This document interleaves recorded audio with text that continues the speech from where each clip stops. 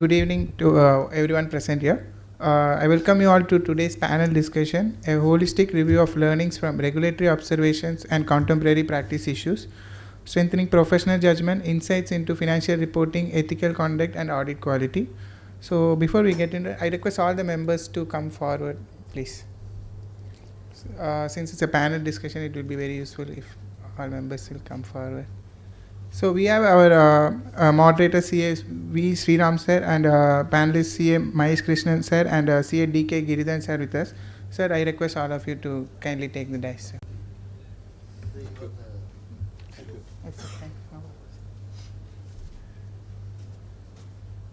So before we get into the session, I like the members to stand up for our ICA motto, sir.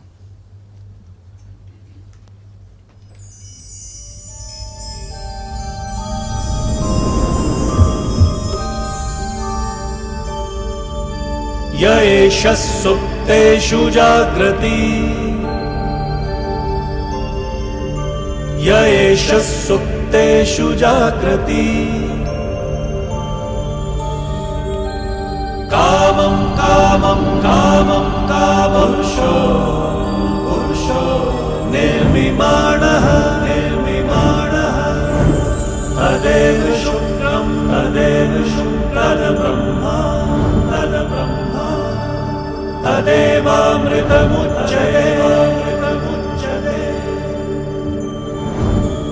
तस्मिन् लोकः शतः सर्वे तदूनात्यति कश्चन एतद्वैता एतद्वैता एतद्वैता एतद्वैता एतद्वैता एतद्वैता.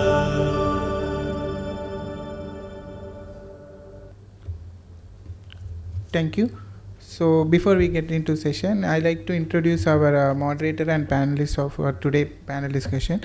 So our moderator is CA V Sriram sir. Is also chartered accountant, company secretary, and CMA grad. He has experience in auditing Indian listed companies, manufacturing, integrated and complex SSC audits under a complex PCAOB framework, audits in automotive sector. He has also experience in short-term secondment with the PwC London to lead statutory audits under IFRS framework in oil and gas sector.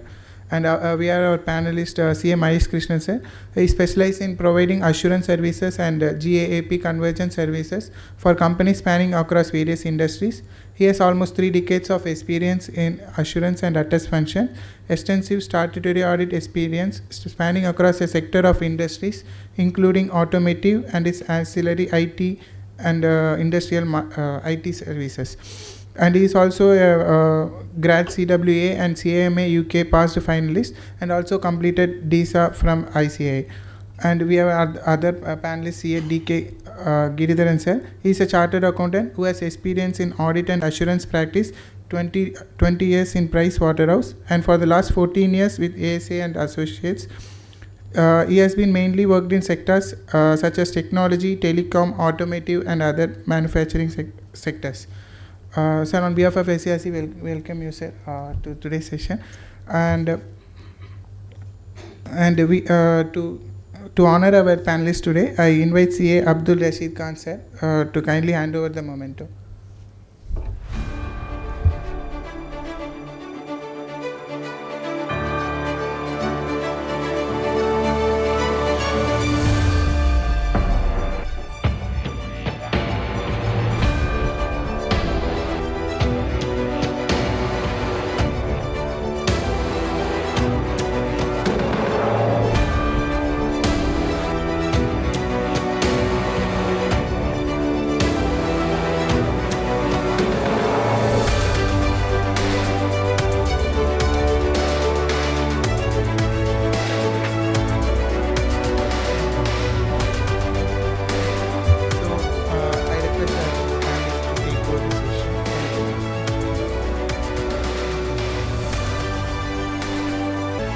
Hello.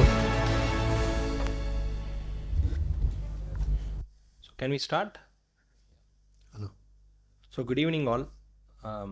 Maybe before getting into the subject of NFRA what we have come across in the last 2-3 years cycle, etc. Maybe I thought I'll just update you on some of what's generally happening in the global practice first, so that we can understand what's happening in India.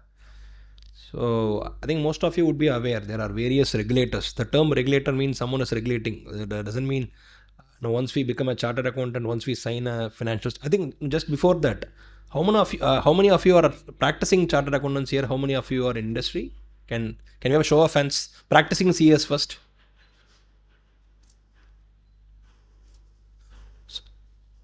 Within only a handful of people from industry.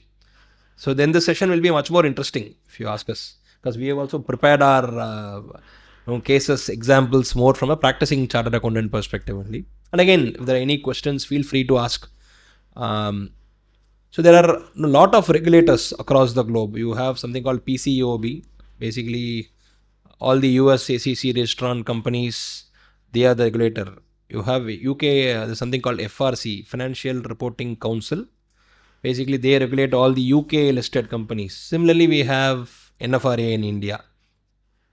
So if you see one common theme between PCOB, FRC and NFRA as a case may be, I think that's how we are generally trained. There's something called a financial statement in an audit. There's something called an audit report.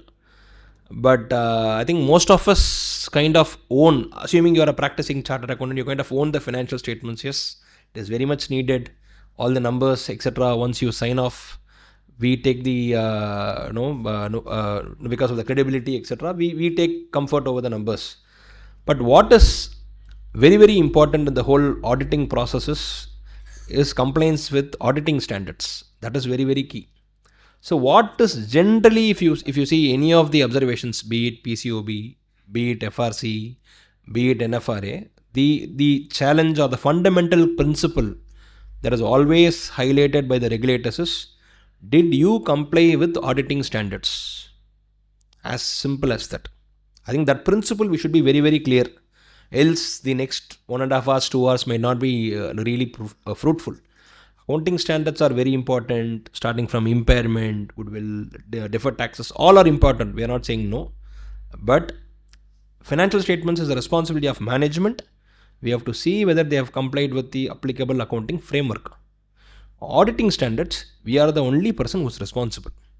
So this is fundamental. I think that's something we should be very, very clear. I think now specifically when we get into NFRA, I'm not getting into PCOB and other stuff now. If we get into NFRA, I think some of you would have seen the NFRA orders specifically on the firm, specifically on some individual audit files, etc. I'm not complicating, I'm keeping it very simple here. Generally, they have 2 levels of review or 2 buckets of review. So the first bucket is something called as individual audit files. Assuming a chartered accountant or a statutory auditor is handling say 5-6 clients in his firm, the NFRA will pick 1 or 2 samples from those. Of course, only for the NFRA regulated entities, mostly the listed companies and entities with that no turnover threshold, etc. getting met. Of course, that is there. Only those will get selected, and he selects it and he performs a review. Did the auditor comply with necessary professional responsibilities? Which is nothing but compliance with auditing standards, all other professional standards, ethics, etc. Then comes firm level assessment. One is the individual entity, individual audit file. The other is firm level. For example, say there's a firm called X and Associates. He also reviews the tone at the top of the firm, the leadership structure. For example, if you take a particular audit, say an X company, say the firm doesn't even bother about non-audit services. Say you provide statutory audit service to a particular entity or a company, and you also do so many non-audit services. By virtue of that, say the non-audit services, the fee that is getting collected by the auditor, say is 100, and the stat audit fee is only 50. Most likely your independence is impaired already. I think these are all common themes. So what generally comes from the firm level inspections is what's happening at the firm level, tone at the top, what are their policies, is it in line with the best practices? That's firm level. One of the examples is compliance with the SQC, compliance with all the assurance versus non-audit services, etc.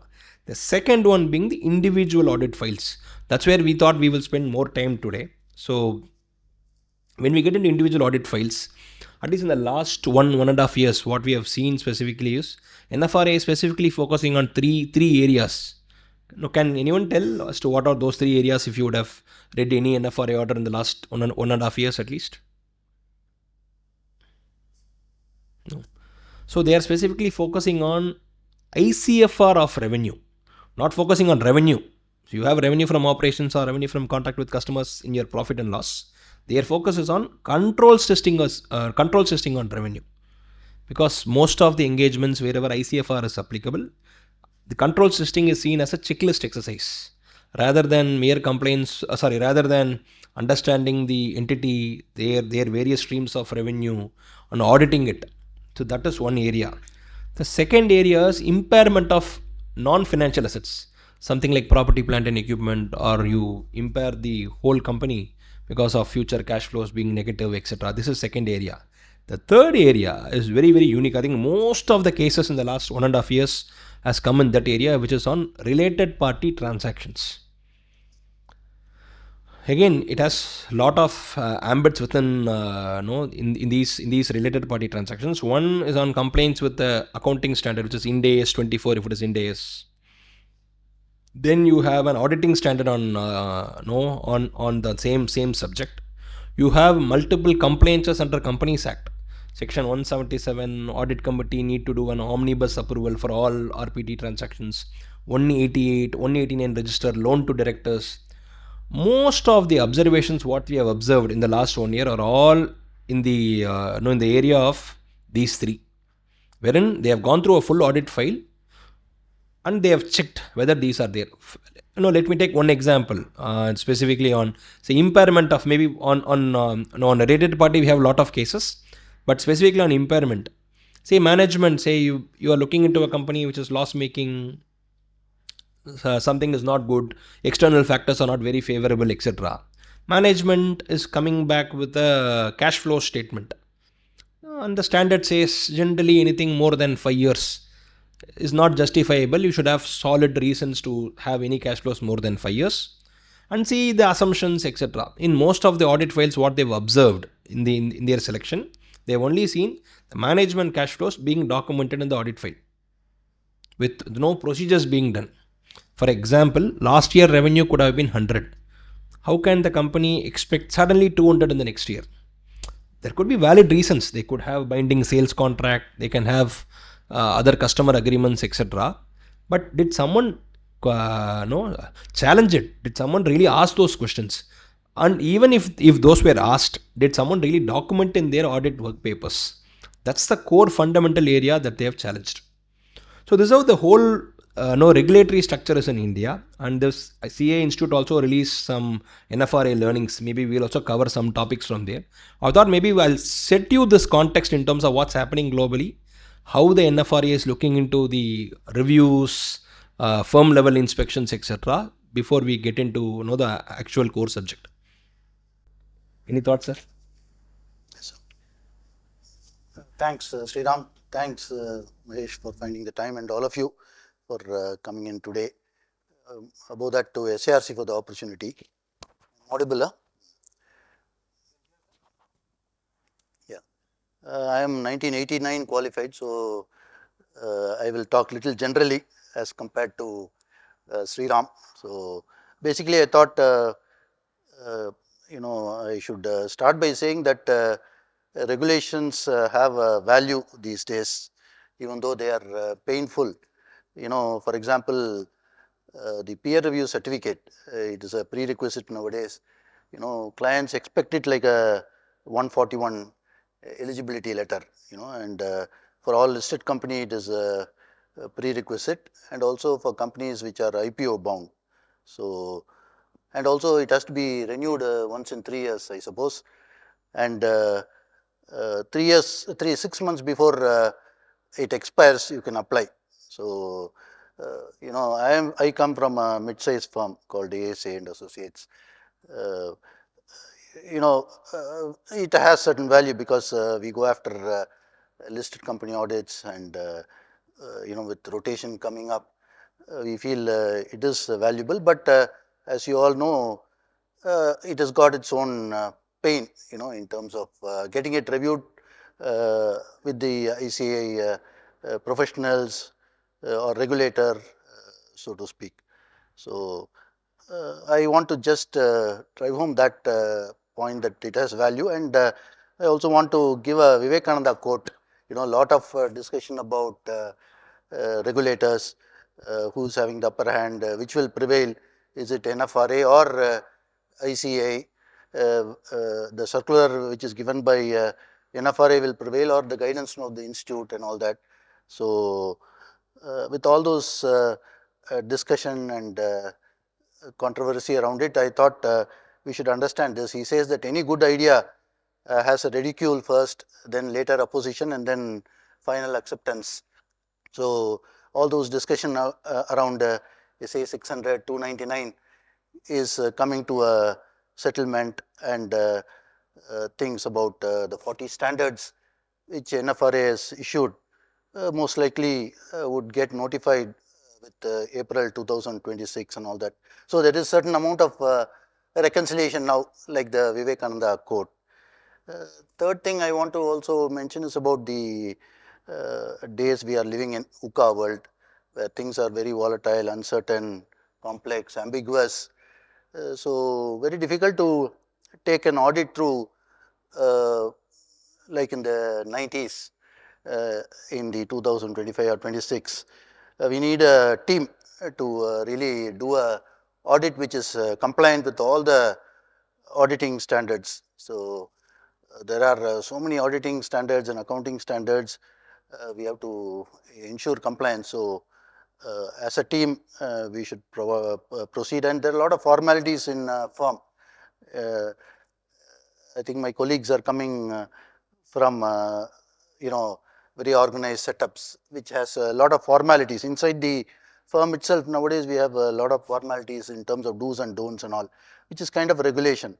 Like to accept a client, you have to go to a committee and convince them that the client has a reputation and they are good enough to be a client and all that.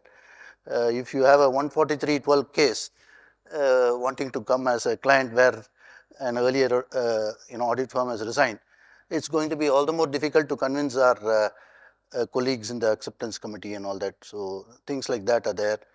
And then you have peer review inside the firm, apart from ICAI.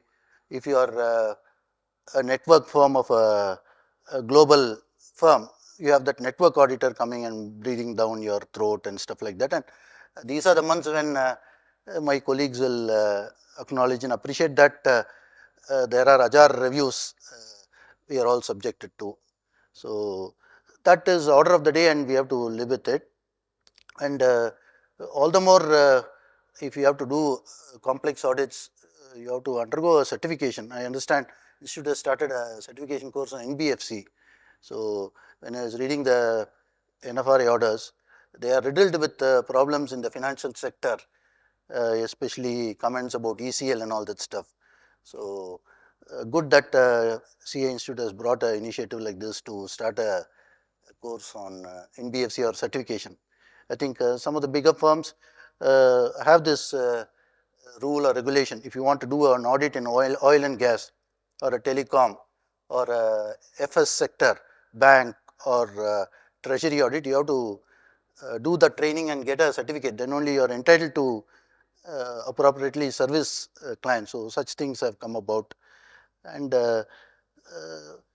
fifth thing is I want to tell is if you see those penal orders of NFRA, they are really, really scary, very demotivating. I don't think as Indians or as professionals we are entitled, or it's a right deal. We have to buck up. I was listening to this Amitabh Kant, the Niti Aayog ex-head. He was talking in MMA the other day about Vikshit Bharat. So very proud to hear how much strides India is taking. Similarly, on audit quality front also, it is important that we should take strides, and as fellow professionals, we should buck up, pull up our socks and come to good standard. And even though the penal orders are scary, I feel the AQRs, the audit quality review, which NFRA has done on firms, they are a little bit sober. They don't go overboard and act as deterrent. They are recommendatory or suggesting type. Good to read them, and those are the learnings we are going to discuss today. And I also want to touch upon quickly why regulation. Why we need a regulation is because of the financial reporting failures, which has got a domino impact across sectors, erodes trust on institutions, and it impacts capital markets and things like that. And investors need confidence. We need to earn the public trust of them, and that's why good qualitative audits we have to do. And with increased global interconnectedness, it is very relevant. Like monies are flowing in from abroad into Indian companies, and you all know how P define auditor as in the shareholders agreement. So, in order to earn the trust of the PEs and the venture capitalists, we have to raise the game. The professional chartered accountants, apart from people who run the bigger firms. So, how regulation happens, that also I want to quickly touch upon, if I may be permitted. PCOB has institutionally two separate wings. One is the enforcement wing, another one is the inspection wing. It inspects annually or triannually firms across the globe for the purpose of allowing CAs or CPAs to audit NASDAQ and NYSE listed companies in their domiciled country. So, there naturally, as per their organization structure, there are two divisions. Unfortunately, in India, to begin with, NFRA had only one function, which was a deterrent inspection wing. And later, after a particular episode where the affected party went to the court, I think they decided to split the functions into inspection and enforcement. And I understand when you write a report, in terms of inspection, you can't write languages which will indicate guilt and all that stuff, it seems, because unless you are inspected or unless you are when there is an enforcement action before giving a penal order, you are supposed to get heard, and then only you can cast allegations. So, you can't do a quality review on a firm and then cast allegations and all that. So, that is about how regulation happens, and we have a multi-regulator oversight with SEBI and ROC, MCA having different dimensions. Like SEBI, if you take, they are more regulating market sensitive information and all that stuff. So, that is also something we should bear in mind. And one point is a personal view. Regulators are going hammer and tongs against the auditors, but not so much regulation on the part of the companies. Many of you will agree that with due respect to the CFO and the management of companies, there is less understanding of the auditor responsibility. That is why we have so much of difficulty in terms of work paper and other things. If the auditee knows what the auditor expects, then it will be in sync. Many friends in US, they say that there is a very good sync between the auditor and auditee. Unfortunately, here we are not in so much of a mature environment. There is this gutbud or difficulty, because of which the auditor file sometimes is in shambles. So, that is one point where we have to address and talk to the client, and MCA and ROC or organization or regulator like SEC should take it up with the companies and put that thing in place. And as a firm, I wanted to tell you that we are mid-size. In 2008, we registered with PCAOB. and that forced us to put certain quality in place. Because when you do an audit and when you know after 3 years somebody is going to come and see the file, you have that fear psychosis and you're forced to do it in the right way.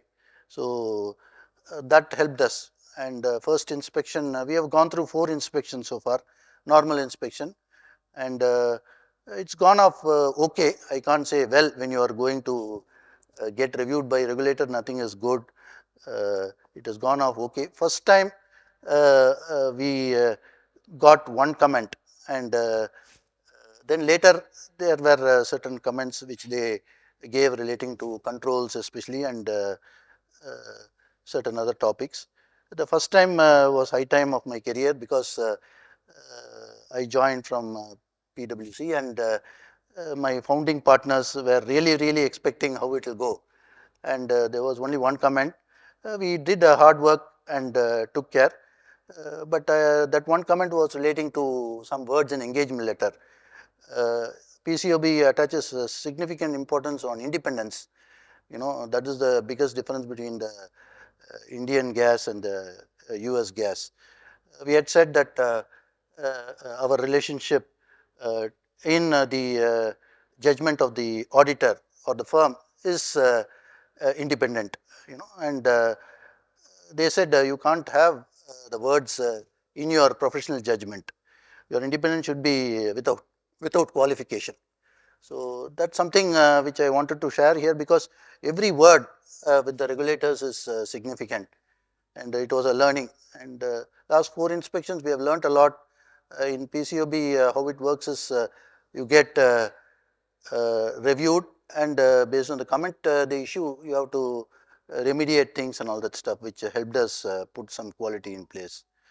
And I just wanted to, before Mahesh takes over and talks about NFRA, I wanted to tell that PCOB is a very big organization compared to NFRA. It was founded in 2002, and I understand it's got 800 staff members, and with multiple offices in the US. And they also encourage firms to register outside of the US, because if there are companies which are outside the US, which are called foreign private issuers, those outside US firms can audit them. But you have to follow the rules and regulations of PCOB, because they are alien laws which companies which are listed there in NASDAQ or NYSE has to follow, and auditors also should know the rules and regulations. So they have their own teams. One of the overarching themes of PCOB, like he said, 3 things. PCOB goes after independence like anything. They want all services rendered by the auditor to be pre-approved. Even audit services have to be pre-approved by the audit committee. And we are allowed to do some non-audit work up to a percentage of fees, 5% or something, and that also requires a pre-approval of the audit committee. And second thing is they attach a lot of importance on engagement quality reviewer, EQCR. So he is the last line of defense. He is a quality review, second partner or concurring partner review.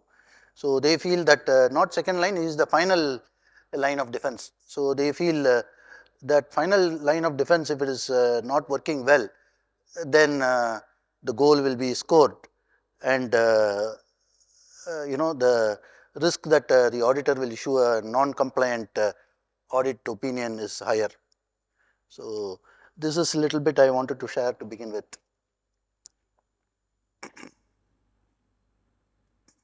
Good evening, everybody.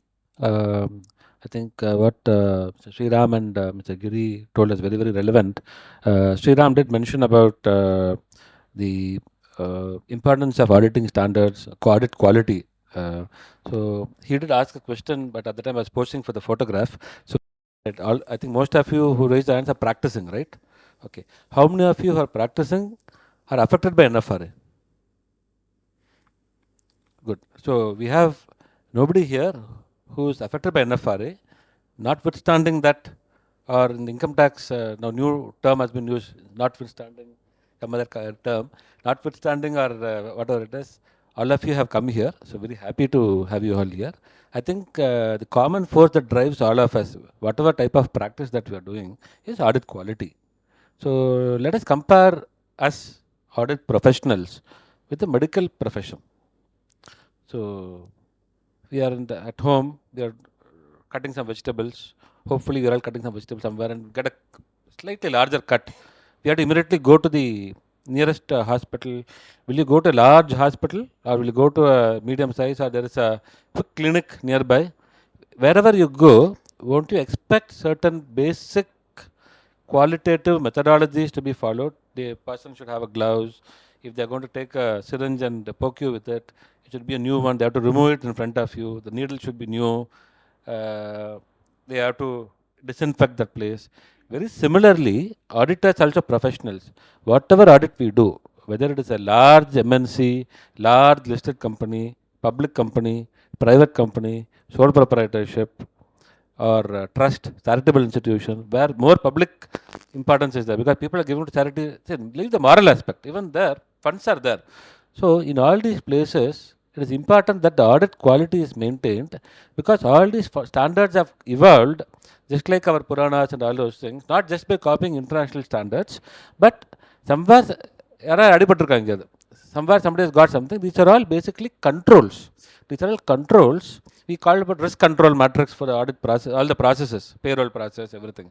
This is a risk control matrix for audit profession. So what could go wrong if you don't do the audit properly? For that risk, what could go wrong is the risk. The auditing standard is a control, and we have to exercise the control. So operating effectiveness of the control is very, very important.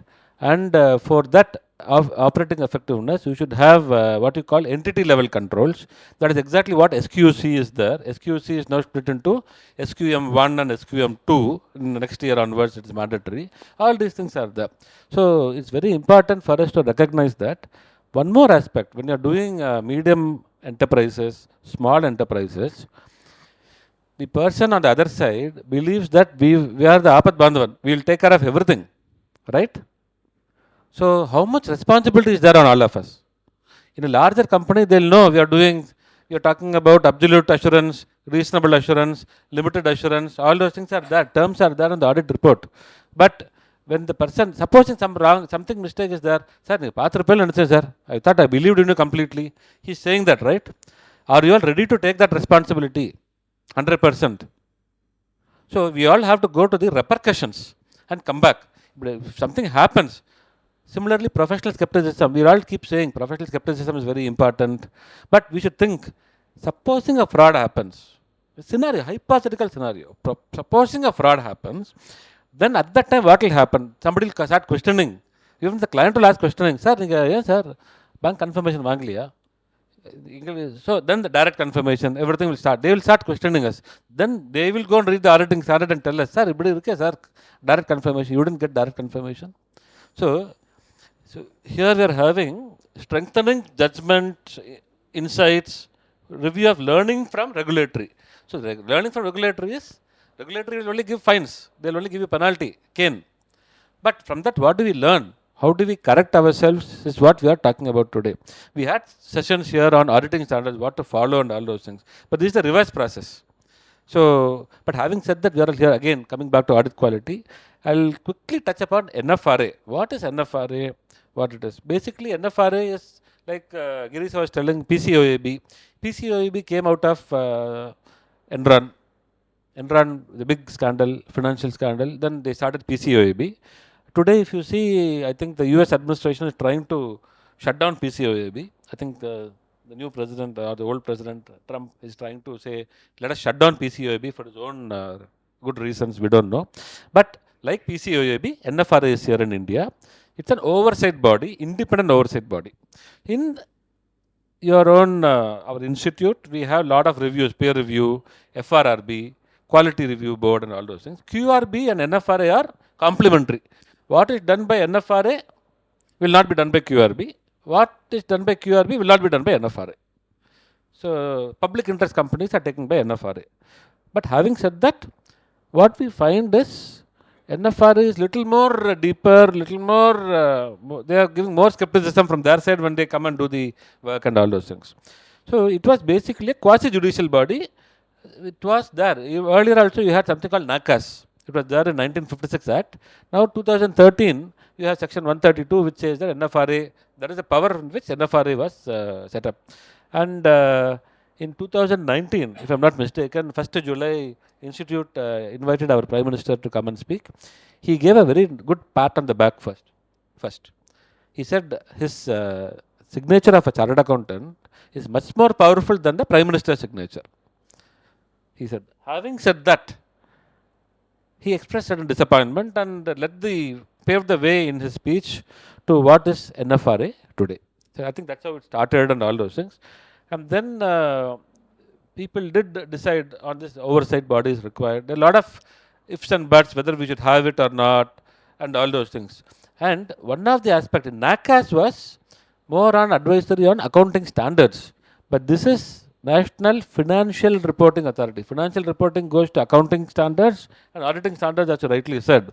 And supervising the quality of audit also is there. NFRA again touches upon all the three professionals: company secretaries, cost accountants, chartered accountants. It also touches upon the financial reporting on the company side also. But right now, they have been taking more focus. If you see the history of NFRA now, more they are taking focus on all the issues that have come up. Larger scams, they have been taking that. Then they have also seen some of the larger firms, they have done some quality reviews and all those things. Some places, because of media, I think they have taken certain things. This is how they are coming. Maybe over a period of time, even now they have something called audit committee and auditor, how they ought to talk to each other. But there also, whatever they have said is more for the auditor. So we'll come to all those things one by one over here. And NFRA also, I would say, okay, listed companies, unlisted companies, they have certain threshold level. And companies having securities listed outside India, all those things are being covered by NFRA basically. And if you look at NFRA, you have you all gone to the website of NFRA and seen? You can have a look at it later on. Basically, they have something called the monitoring and oversight, where they have this financial reporting quality review report. Financial reporting quality, which is more on the accounts. So, whatever they are given there, initially, there are some reports, touches upon what disclosures could have been made and all those things. It is aimed at the company and also the auditors, because the company did not follow the standards properly in terms of disclosure or whatever it is, accounting policy disclosure, other disclosures, and auditors also did not correct it. Maybe auditors could have said it is not very material, all those judgments are there, but they have brought out that. Then they also got audit quality review reports. So that is something that they got. See, this is how they started initially. If you go to their NFRA website, monitoring and oversight tab, these two things are there. I would request you, there are a lot of orders, there are a lot of circulars, lot of things, but one by one, if you can go through over a period of 6 months also, it will definitely help us. Because each of them has a tattvam, has a concept, which all of us can follow, notwithstanding the size of our practice. That is very important. They also have certain circulars which have been given. Circulars on group audits for consolidation, which may not affect us too much. Circulars on fraud in a company. That is very much important, because even in small places, small entities, there could be fraud. You all may be doing audit of family-oriented business. Sometimes the second generation of the family may be the owners, but the first generation would have had some managers who become the CEO, who de facto controlling so the family who owns the particular entity places a lot of reliance on that particular executive authority. Now, they are the management, and the owners are those charged with governance, TCWG, what they say. So, in those scenarios also, it is very important that there are enough mechanisms to ensure that people do not take the money out of the system, because otherwise the owners are losing the whole thing. The management are only they put in efforts and take their own salaries or bonus, whatever it is. They should not take anything other than that. So, in those scenarios, fraud aspects and all is very important for us.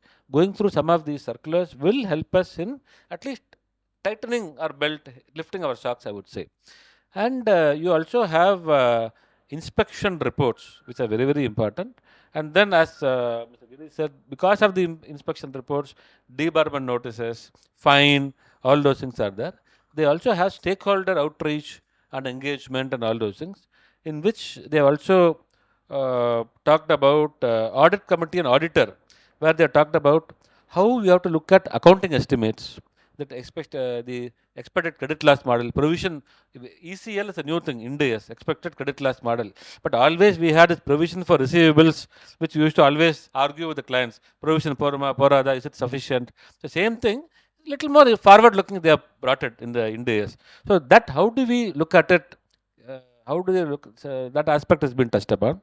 Similarly, income tax also, especially in the interim periods, and how they have been looked at, deferred tax, whether we have those aspects are touched upon, how we have to approach the whole thing. The audit strategy and planning document is very, very important. It's not a document, it is our approach. It is our, before we go and attack a particular place, we have to put the blueprint, do a rehearsal, see who should do what at what timing. That itself should take 30 to 40% of the audit time actually. If you do that, the audit execution can be done much faster. Is what is the, not a theory, but really we have seen it in practice also. So they have given us some examples on what is audit strategy, what is audit planning. If we actually do it, it will be very, very helpful.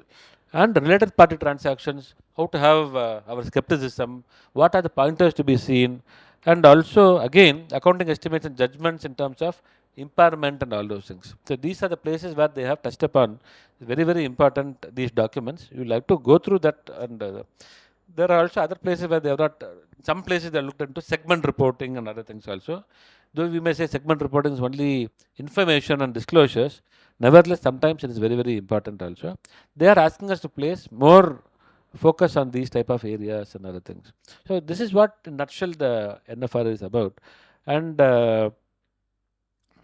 overall, if you look at it, as Mr. Giri also said, we may say NFRA is doing all these things, they are only draconian, all those things. It's not so.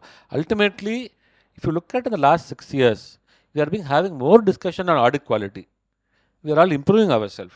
And no auditor will like to do a bad job. We are all doing a good job. The quality has 2 or 3 things. One is the technical understanding and update that we need to do. Second is action that in the audit. Third and most importantly, document that also with our thing. So these are the aspects that is very much needed.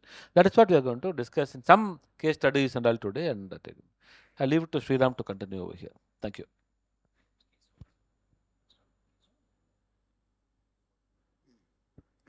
Fraud overlooked. I can start. Okay.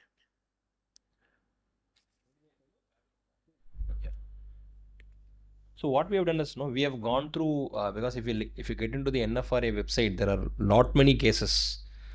In the last 1 year, we have taken 3 specific cases. There are 100 plus cases.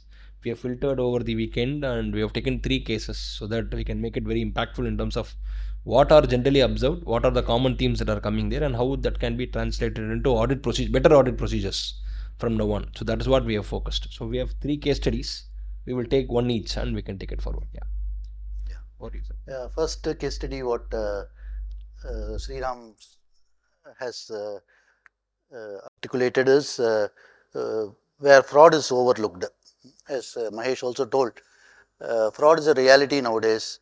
In many of the clients, the audits we do, there is a lot of pressure on the governing management, on the promoter, CFO, and all that, because of the investors, because they also have to show performance, and they have to do that, excite the share price and stuff like that in capitalist society where we are living in this world. So there is this concept of fraud, which is reality. It can occur in any of the client or audit we go through, and many of the firms have this concept called think fraud, and some of the fraud training sessions are nicely worded also. If I remember way back 10 or 20 years back, when I attended the first fraud training session, they borrowed some wording from Mr. Gorbachev Reagan meeting during the Cold War, which they were sorting out between Russia and America. The wording was trust but verify. We can trust a lot of things which the client is giving us, which the client has got, which they have recorded and reported in the books of account. But we can't just make inquiries and uh, conclude the audit. We must do significant amount of verification. So that's a very important thing we should bear in mind. We can repose trust, but verify. Way back when I joined firm of CAs, that time there was the concept of top-down, risk-based, controls-oriented approach, but overarching principle was proceed in a positive manner. And that time, this is pre-Enron days. Those days, I remember one partner from Anderson, Arthur Anderson, which folded. He used to, they never had a traditional audit methodology. They used to do business measurement process. It was not much of an audit of financial statements and all. I think it was more the operating processes they were auditing and value adding significantly. Because I remember this was in 95 or 96, before all the fiasco happened. They used to say in US there are very few qualified accounts. In US you can't qualify any accounts even now, because if you find a error, you have to remediate that. Then only you can publish the accounts. At that time, the auditee reliance was very significant. They never tested much. They used to only test 10. After Enron and WorldCom happened, in PW I have attended training. They used to call it, please don't just test 10. So that means in the US, they were just testing 10 samples and getting away. And auditing world turned topsy-turvy after when was that? 2000, I think the late 90s and 2000, 2002 when SOX came into advent, a lot of things started changing. So fraud is a reality, and from that perspective, there are two types of fraud you all know can happen. One is financial reporting fraud, and second is misappropriation of assets. And in all the audits, we have to address fraud. You can't say there is no fraud. Mr. Mahesh drove the point of importance of planning, audit planning. So during audit planning, you have to consider fraud in all the audits. So there is a famous triangle based on which you understand fraud, which is called a Cressy triangle.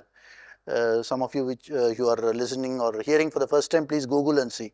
It's a triangle, very easy to apply, and if you understand the logic. The top of the triangle is incentive pressure, which the MD, CEO may have in an organization. So that incentive pressure will drive home to do a lot of hanky-panky, flout cut-off rules and all that stuff. So that we have to address. So if there is incentive pressure in an organization based on our reading of the managerial's appointment letters, then immediately our eyes should open and we have to significantly raise the red flag as far as revenue is concerned and as far as cutoff is concerned. So that is one. Second is when there are opportunities in the company which are given. When you give a room for opportunity to make fraud, then naturally people will leverage that. At home, if there is a housemaid and you have not kept the valuables inside a cupboard and locked it and you leave it out, naturally she is going to be tempted to take it away. So you are giving an opportunity. Like that, if you have loose controls in an organization, it is run in an unscrupulous manner, tone at the top is very weak, then actually down the line operations fraud can happen and things like that. So that has to be plugged. You should have really strong financial reporting control and operating control to address fraud risk. Third thing is rationalization, like it is that mindset aspect, HR element. So American companies nowadays just don't like that hire people in sensitive positions. They do background check, police verification to hire people in custodial functions. So that should be taken care. You should make sure that around us in the company, scrupulous people are there. and you can't have unscrupulous people who will rationalize the wrongdoings at a later point of time. So around this, normally we have to see if aspects are put in place, fraud controls are there. So first, what in audit you should do is you have to consider fraud. You can always say in my consideration there is no fraud, there is no problem about that, but you have to evaluate fraud. But over and above that, in SA 315, there is this concept called rebuttable presumption on two accounts. They are to be categorized as per auditing standard as significant risk. One is that revenue can be misstated. Unless you rebut that presumption, you have to do a lot of audit around revenue. You have to give special consideration. Second is management override of control, which is fraud risk which can happen in any of the components in the financial statement. These two things you have to rebut the presumption.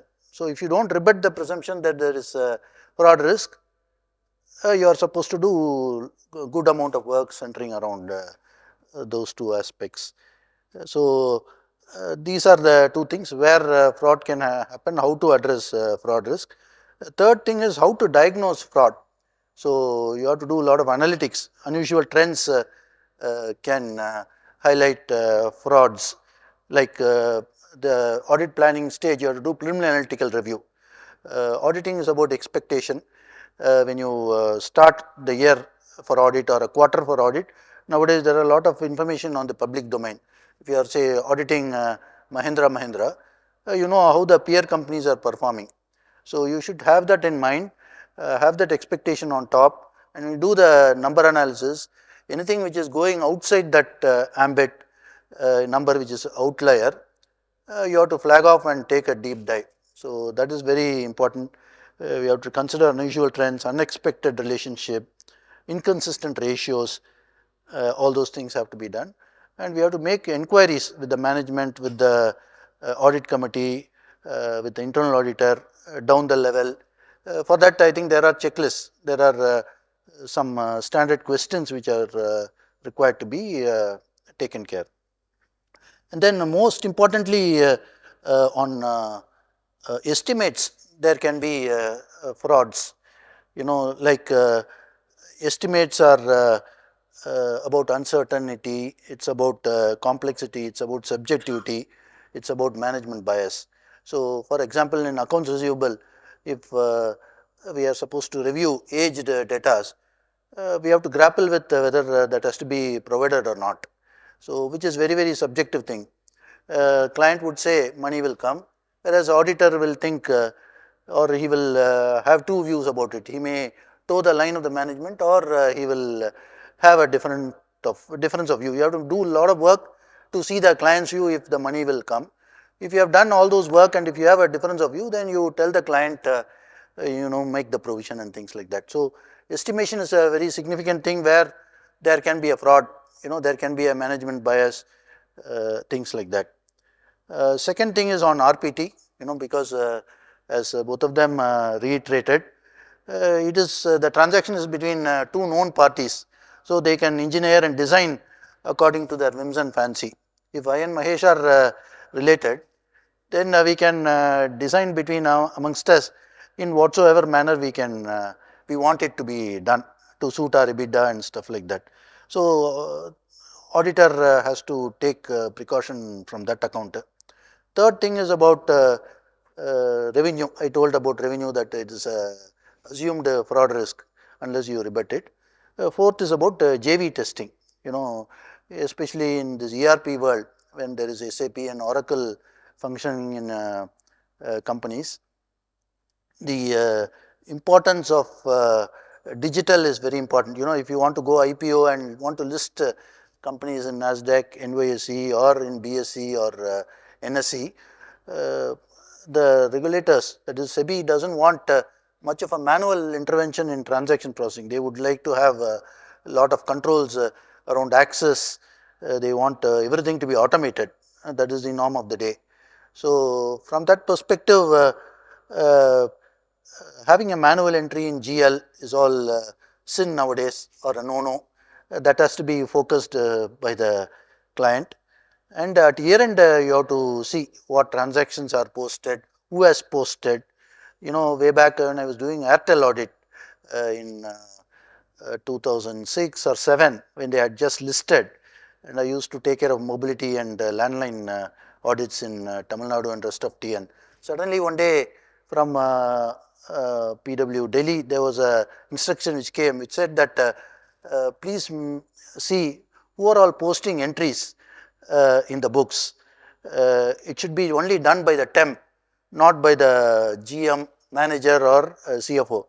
I was wondering why, to my knowledge, till so long from the time when I began the career, knowledgeable people only must do the accounts. Why they are saying that senior management should not go near the account? Then only I realized that it is always safe for people who are supposed to be preparing only should prepare. The guys who are reviewing cannot go near preparer's domain, because the guy who is reviewing, he has an interest on cooking the book, so he is not allowed to do and all that stuff. I think that is also something we should bear in mind, especially in terms of risk of unauthorized access. That's a very big thing.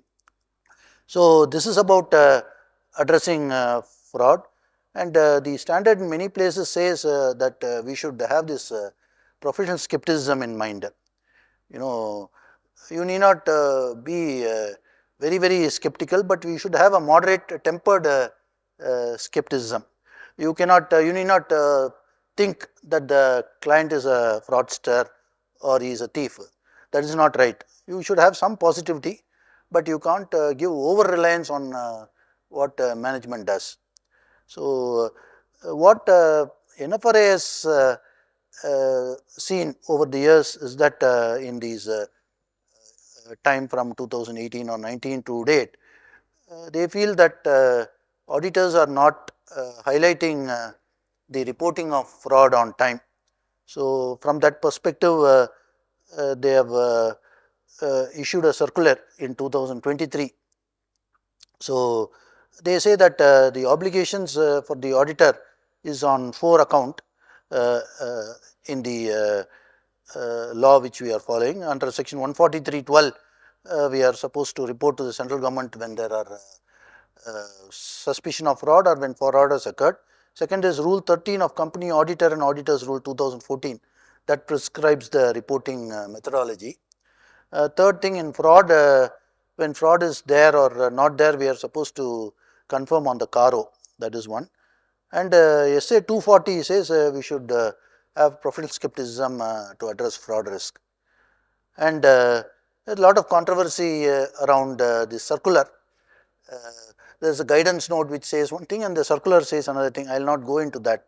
But what the circular says is like this: when the auditor has a reason to believe offence of fraud is being or has been committed in a company by the officers and employees, auditor shall report the matter to the central government within the time frame prescribed.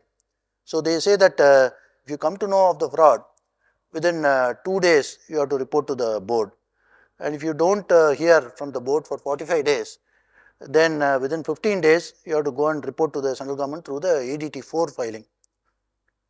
So that is important. And more importantly, we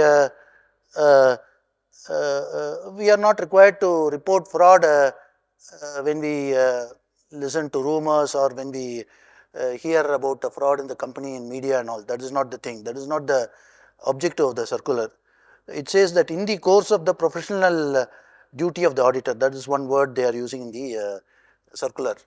In the course of the professional duty of the auditor, if he comes across suspicious activities, transactions, operating circumstances that give reasonable ground to believe fraud has been committed by the officers, even if the auditor is not the first one to detect. That is also another important thing. He need not be the first one to detect it, even if there are some symptoms or mention in the RBI inspection report or in the internal audit report or forensic report. He is supposed to follow this reporting process. And resignation does not relieve reporting duty, it seems. So there is a case study in one of the NFRA reporting, where one firm, a Big Four firm, has uh, filed the ADT4 and then resigned. And then there is another auditor who has come in their place. But when NFRA reviewed the file, they found this firm has not considered that fraud risk at all. They have gone through the file and they didn't find that the incoming auditor didn't approach the outgoing auditor and make inquiries. You have to take an NOC and all that, right?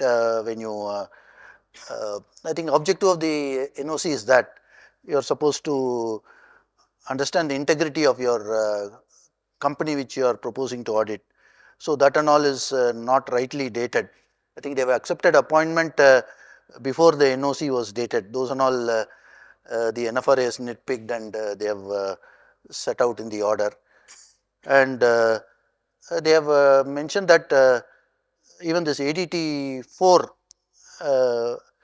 was not considered by the incoming auditor, and various things like they didn't consider.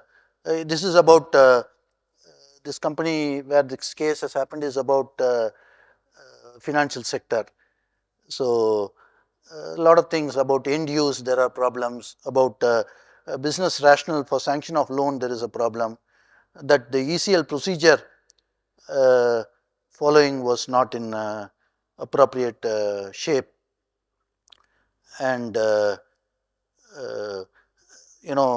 240 fraud indicators were overlooked, it seems. Management override of credit policy was there. I think credit policy would have said they have to get this sanction and then only give the loan, but the company has overridden that policy. Auditor has kept quiet. There was loan to related party which was not addressed, weak counterparties to whom loan was given, and during the planning they have noticed that there is significant growth in the loan portfolio. 130% increase in loan has been there, but they have not done anything special to find if there is significant risk and done a lot of work around fraud risk.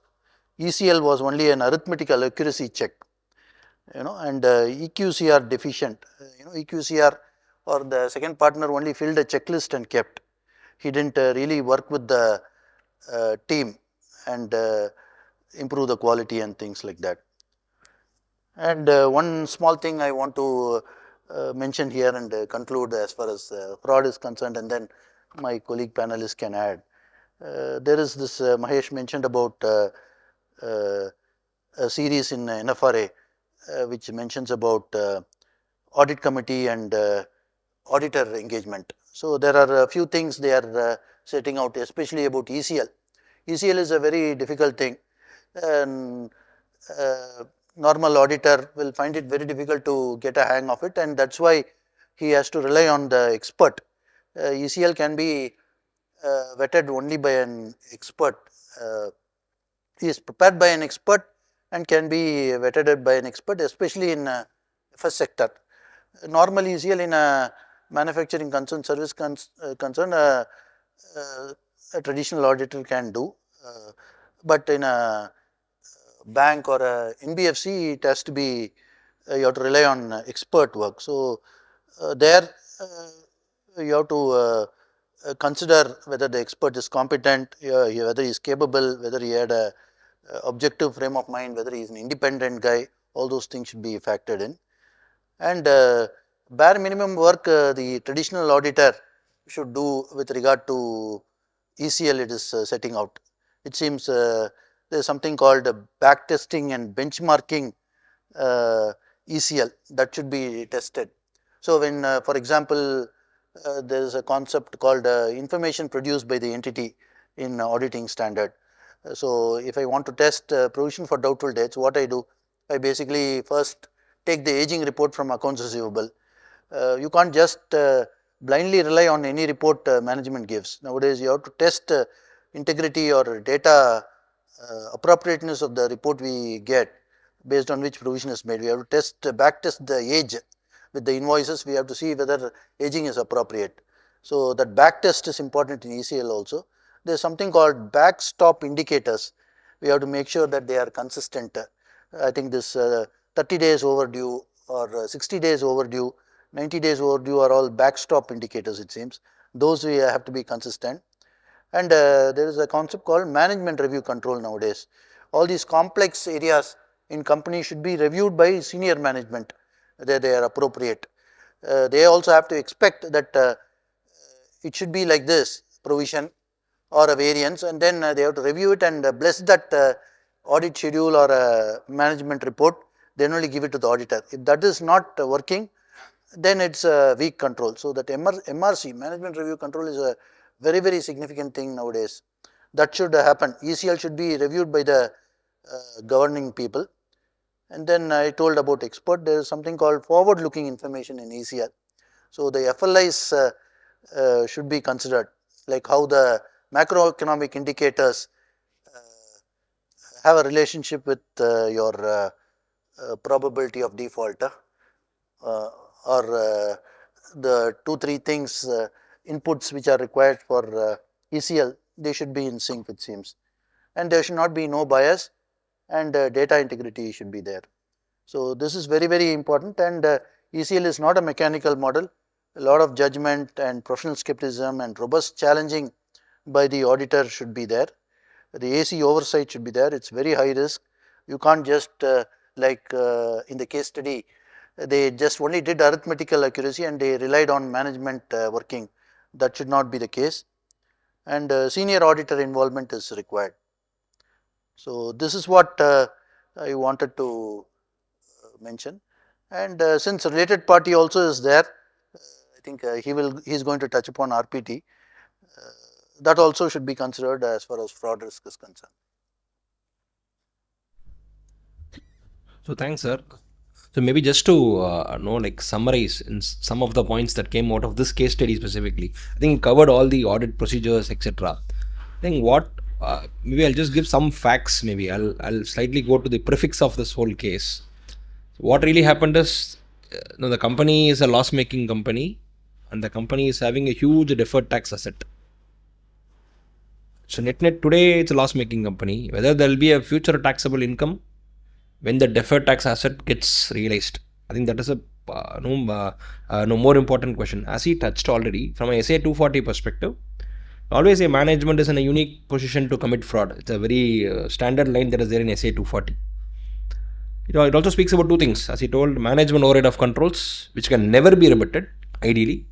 Revenue can be rebutted. Generally, if it is a cost recharge company, etc., you have a cost company and plus 5% margin, you bill it to someone. Mostly in those cases, you will be able to rebut. Because cost, if you audit, plus 5-6% will be your P&L or revenue.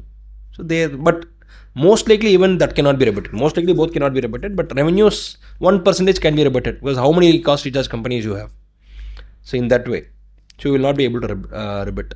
So what is happening in this case is, wherein is a loss-making company, the auditor didn't even question the sufficiency of recognition of the deferred tax asset in the balance sheet. Unless you are very clear in terms of the future taxable income, their forward-looking information, etc. As you were saying, from an ECL perspective, you can draw many lines from ECL also to deferred tax asset. Net, the forward-looking information, the forward-looking cash flows, how is it even audited? And how did the stat auditor decide that all the taxable differences create a DTA? Ideally, it should not even be a DTA in this case. Whether he has audited, but nothing was there in the file. That was one of the instances that was specifically covered in this case. So, in a nutshell, I think while SA 240 speaks about fraud risk indicators, specifically on management override and revenue, for management override, you kind of do all journal entries. Maybe I'll just spend some 30 seconds there. Today, any of your audits, be it small firm, big firm, etc., data is going to be very high. There has to be a meaningful approach of how we tackle the data. Gone are those days where we have only 100 entries. Now, each and every entry, even though it is cash to capital, that's the entry. With all the clearing GLs, etc., one ERP will pass 20 entries finally the net result is cash to capital. You will have cash to X, X to something, then that something to that something. Finally, you will have capital. If you knock all the entries, you will finally have only one entry, cash to capital. So today we are in that scenario because of all controls. Because the first entry, someone who is accounting cash will be done by a separate controls person. That's what I was saying, MRC, controls, etc. The second person has to see whether the cash is collected by the appropriate person. So he will tick off that number, so it goes to his clearing account. So it moves in such a way that the number of entries are going to, but net substance can be only 100 entries, but the ERP will have 1000, 2000 entries. Just saying in a very, very live, I have seen entities where one Excel book is not enough for the list of entries. So what is really important from a journal entry testing, or you were saying from a management override, specifically we are in two contexts, journal entry, revenue testing. From journal entry, understand the data, which is very, very, very, very, very important in terms of, there are many computer assisted audit tools. Some firms call it as data analytics, analytical tools, etc. in terms of analyzing the data. Generally, if you expect a company who will not work on weekends, there is 5-6 entries recorded during Saturday, Sunday, could be problematic. Generally, you don't expect some entries to be posted by CFO. Again, it's a control. Whatever you were saying, today almost all the PCOB inspections, this particular line is there. Are there any entries, journal entries that are recorded by CFO, CEO or CXOs? Generally, they will not be in a position to pass entries. They will only tell someone to pass the entry, not them having access. We are also going one step ahead and going and seeing, do they even have access to the system? From audit trail perspective, etc. Today, again, if you see, that's why audit trail came. Do they have access first to pass the entry? They passed, not passed is separate. Do they have access? Can they do edits at the database level? These things are all thought about from a management override. So management override perspective, journal entries, have clear understanding of your client book closure process. That's very, very important. Most of the clients, I think big clients may say workday 7, workday 8, I'll close the books. Some companies can go till April, May to close their books. So the book closure process is something we should be very, very clear of. That will tell you a lot of insights in terms of where they can go wrong. Generally, so when you take all estimates, etc., some companies may take all, once only when the invoices come, I go and book an accrual as at March 31. That is not an appropriate way, because you might still have an accrual or invoice coming only in the month of December. You will be signing off the accounts in September. Maybe they are not even having a strong process on accruals. As he told, lack of control, because you don't have a control as at March 31 to book an accrual, may indicate there's an error or could be a possible fraud risk in your book closure process. So you may, so in this case, if you see it's a loss making company, deferred tax assets are 460 crores. Ideally, in this kind of a scenario, is given a lot of loans to group companies, etc. The fraud risk could have been associated to deferred tax in this case. It's not like only linked to revenue and management override, it can also be linked to other areas. So that was an eye opener in this case. So just be vigilant in your client. I think no client is same. Every client will have separate ERP. The way they are structured might be different. You might have some group involvement. They may post entries only in the last 1 week or so. Understanding the entities is very, very critical. Try to use their data. Other than, I think most of the ERPs allow some amount of data analytics today in terms of something like generally what are the anomalies. As I told, any entries that are ending with only 5 zeros. Generally, you will not have those unless it is a capital infusion. You may not have payments exactly happening at 10 lakhs, 15 lakhs with GST numbers, etc. You might have 10.5 lakhs or 10.6. Generally, it's unusual when someone is trying to do any of those. So just try to have those patterns. For example, entry is getting credited to revenue, but not getting debited to debtors or trade receivables. Could be a problematic one. So entry is getting debited to cost, but not a credit to trade payable. It goes to PP&D. Could be problematic.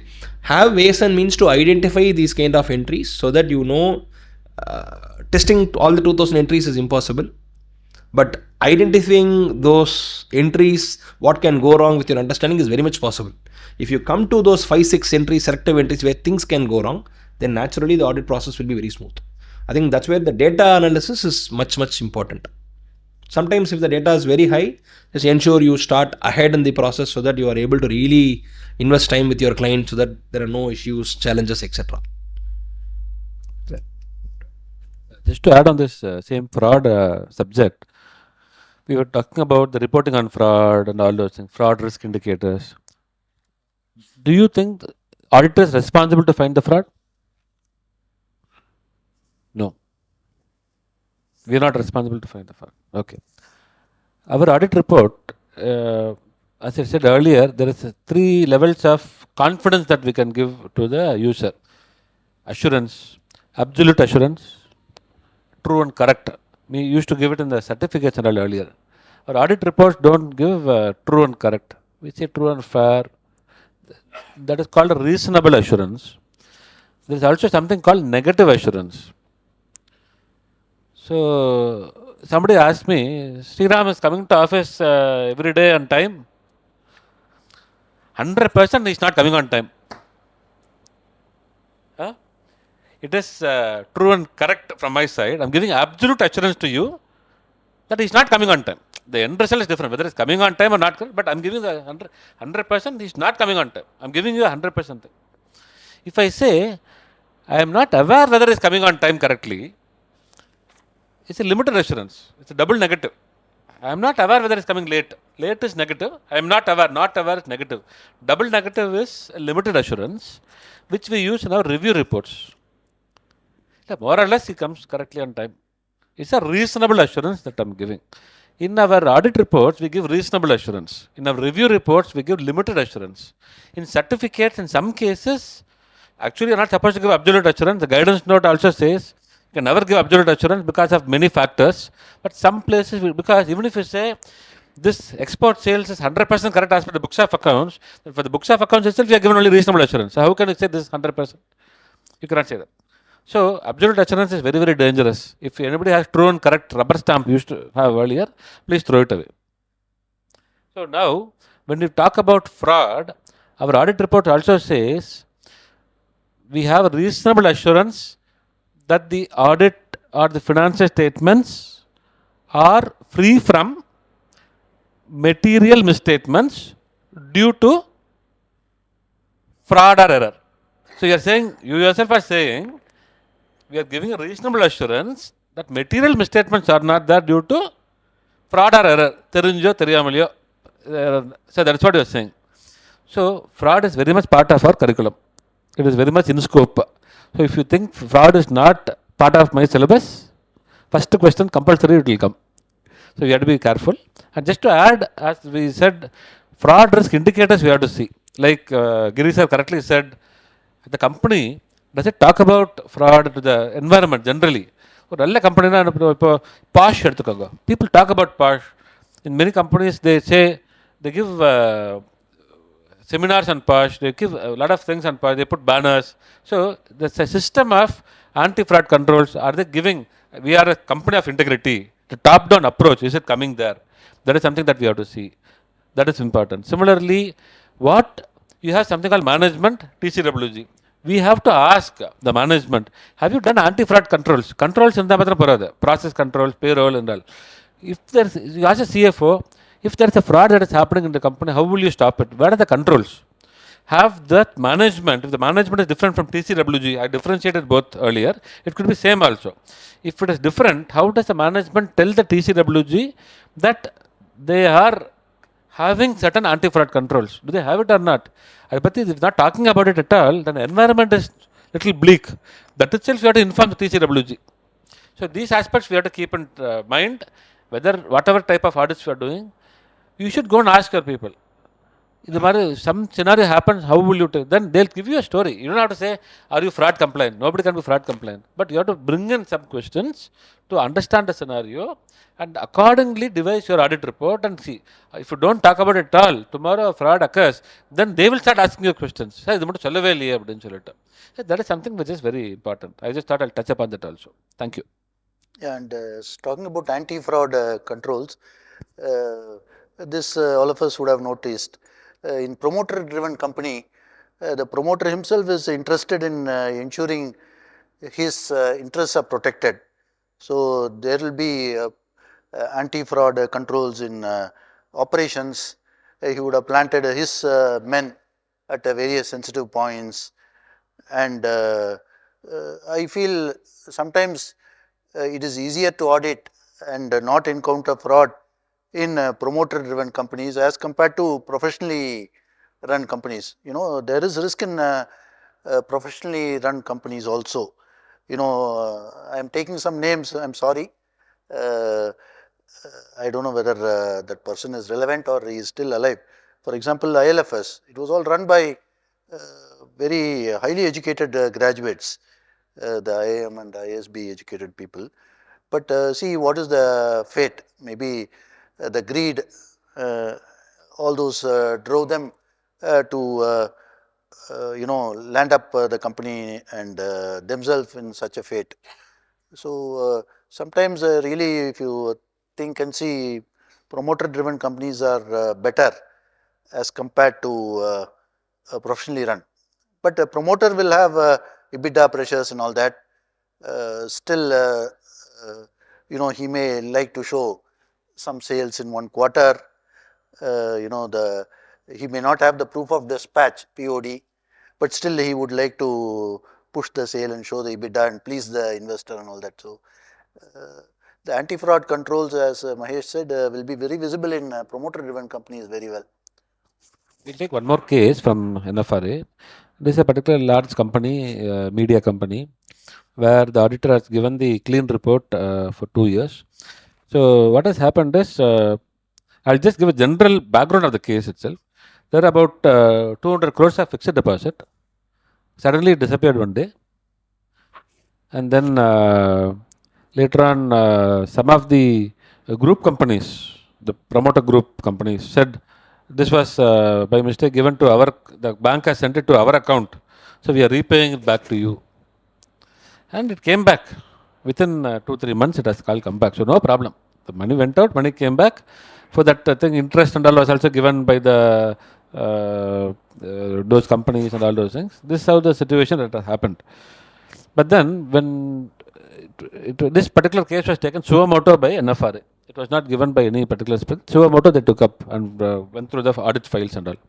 Then they found that this company, actually, as what has happened is the managing director or the top person has given a letter to the bank saying that I will give 200 crores of this company as a guarantee or something like that for the other companies where his relative is a top person there, father or son or somebody is the top person. So father and son are there. Father is the MD in one company, son is their MD in another company. So from this company, they are given 200 crores of fixed deposit as a guarantee for those 6 or 7 companies. And what has happened is the guarantee has been invoked. And then the money has gone to those companies' account and then taken by the... But somehow they managed to bring back the money, those companies, and give it back here. This is what has happened.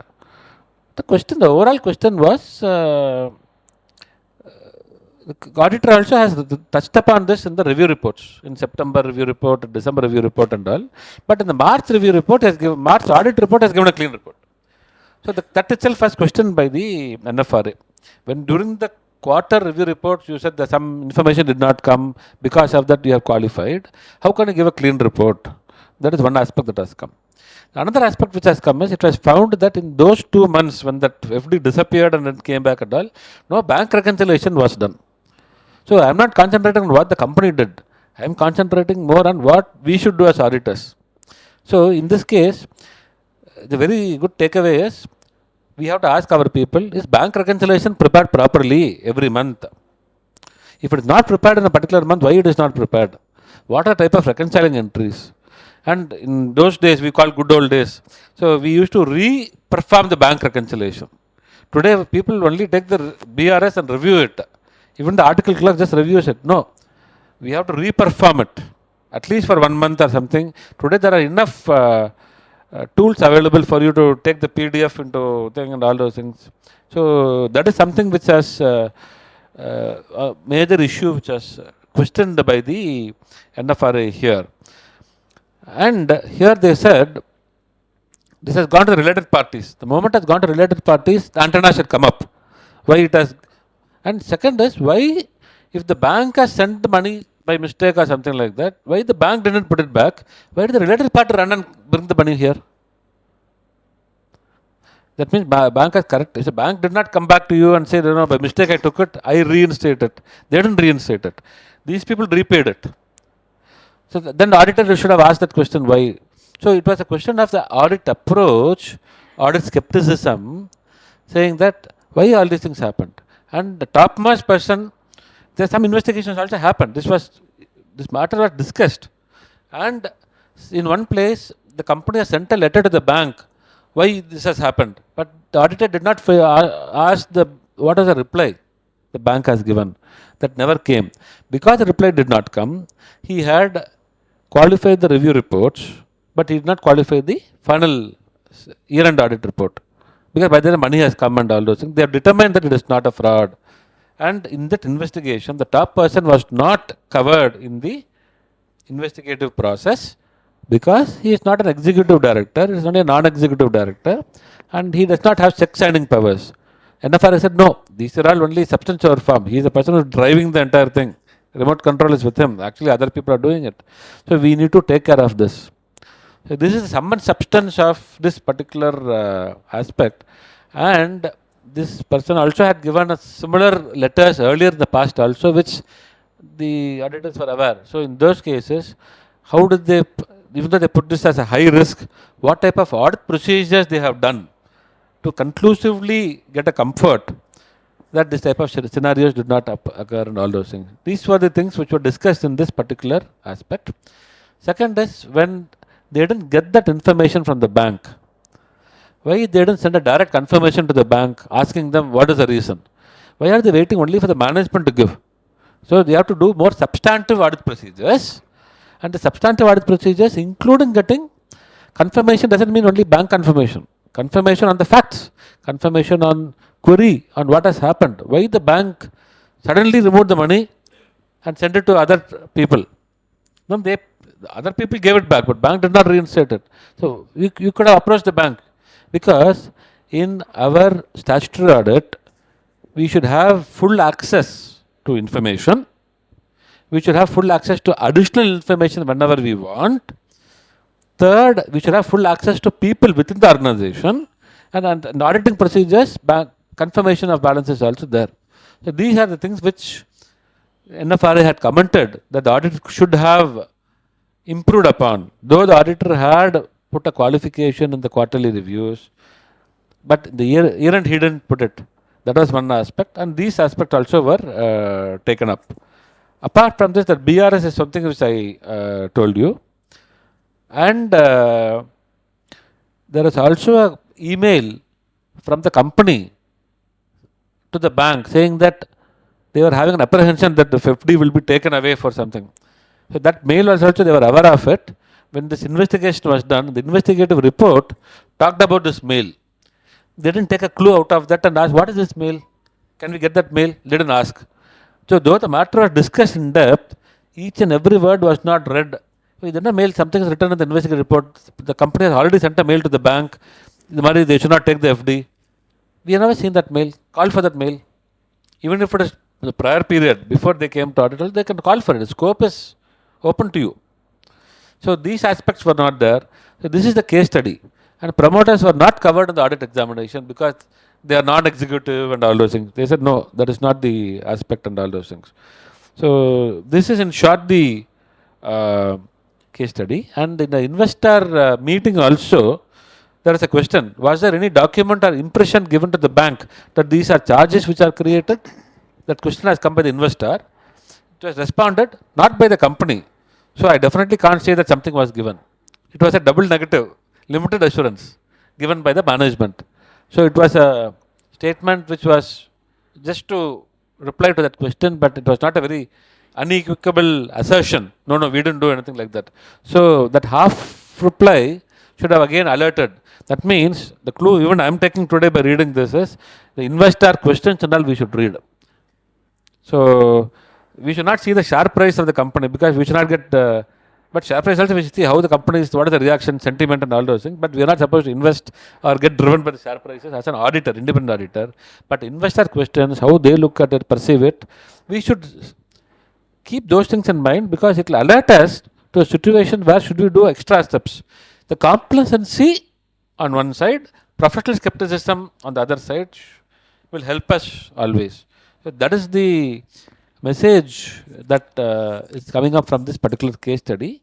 I'm not getting into the names of the companies and all those things. Anyway, it's all public, they're in public domain.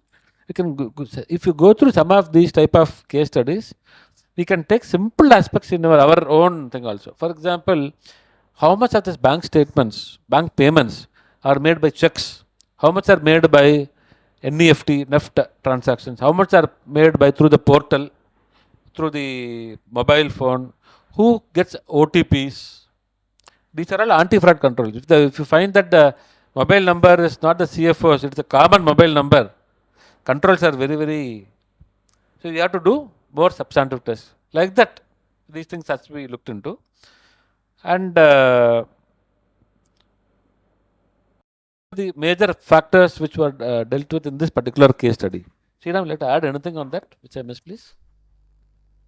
I think fully covered. I think the moral of the story from this case is in terms of we understanding if there's anything very unusual, because he's saying one side bank reconciliation is not happening. If you would have understood the company properly, only bank reconciliation is a monthly exercise. For 2 months suddenly something is not happening. There has to be some there should be some alarm for you. That's something may. We are not saying there's a fraud, but at least something is unusual. That's point number one. Point number two, they have closed a FD. I think in this case it was 200 crores to be very precise. 200 crores FD closed and given to another company. Ideally, if it is given to a promoter company or a group company, again you will have all your audit committee approvals if it is a transaction with a related party, etc. 185, 189, I think 189 registers should be seen if in case it matches that particular transaction threshold. So those things also should have been ideally verified. In this case, what really happened is even though the loans were given and further taken back by the company, none of the transactions have got into the register of 189, etc. Even if it is needed, etc. So I think that's very, very key. In terms of if you see anything unusual, just try to understand what is, I think something called, I think in most of the places Companies Act use this term called ordinary course of business, which is very, very important. I think there's no definition for ordinary course of business. I think when we all were doing our CA final, we used to ask this question as to what is this ordinary course of business. There has to be some definition. I think there is left to the judgment of the auditors for some good reason. You go to the client, you understand the client, and you decide what is ordinary course of the business. If the company is, say, HDFC, he giving loans to so many people is very common.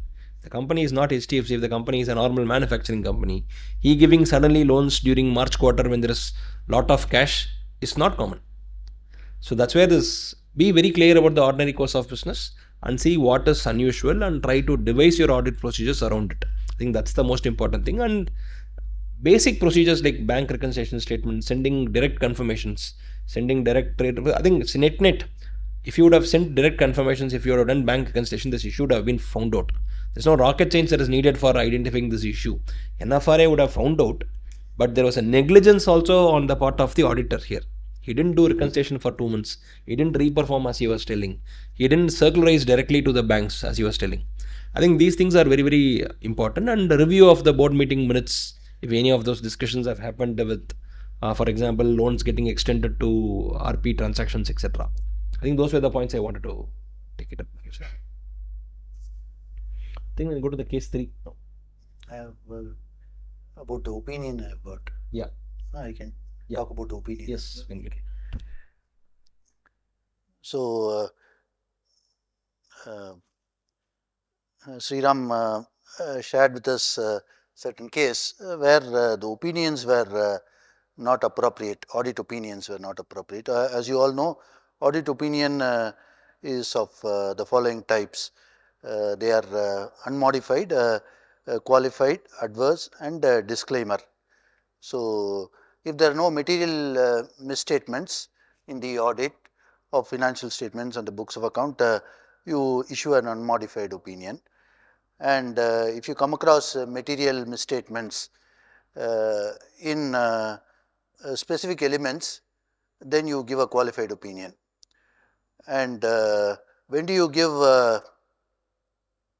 what you call adverse? When they are pervasive, when the material misstatement is impacting multiple elements, it's pervasive. So, the word pervasive itself says that the material misstatement is written all over the books and financial statements. So, if it is impacting accounts receivable, if it's impacting inventory, if it's impacting bank like in this case, then you take a decision what kind of opinion you have to give, and then give a adverse opinion. So, then finally, if there is any scope limitation, we give a disclaimer.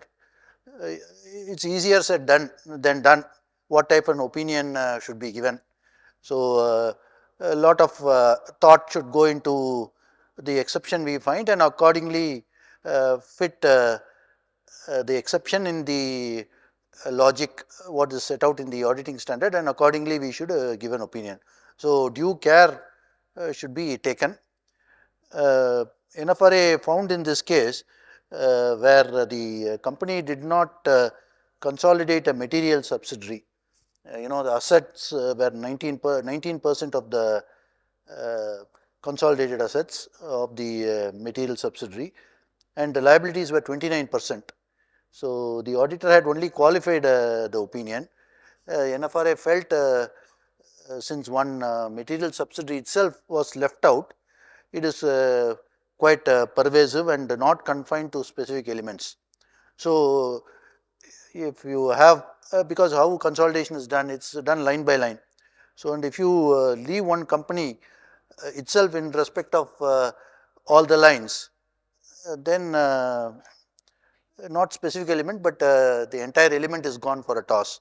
So, like that you have to argue the case and give an appropriate audit opinion. So, but in this case study, they have found out a lot of other exceptions also, which I will touch upon. They are saying that there is one concept called SAAE, sufficient appropriate audit evidence. That is a very important concept all of us should bear in mind. I do not know which SA 500, okay. So, it was not obtained in accounts receivable consolidation, it seems. So, for effective audit evidence, it should have sufficient, the evidence standard.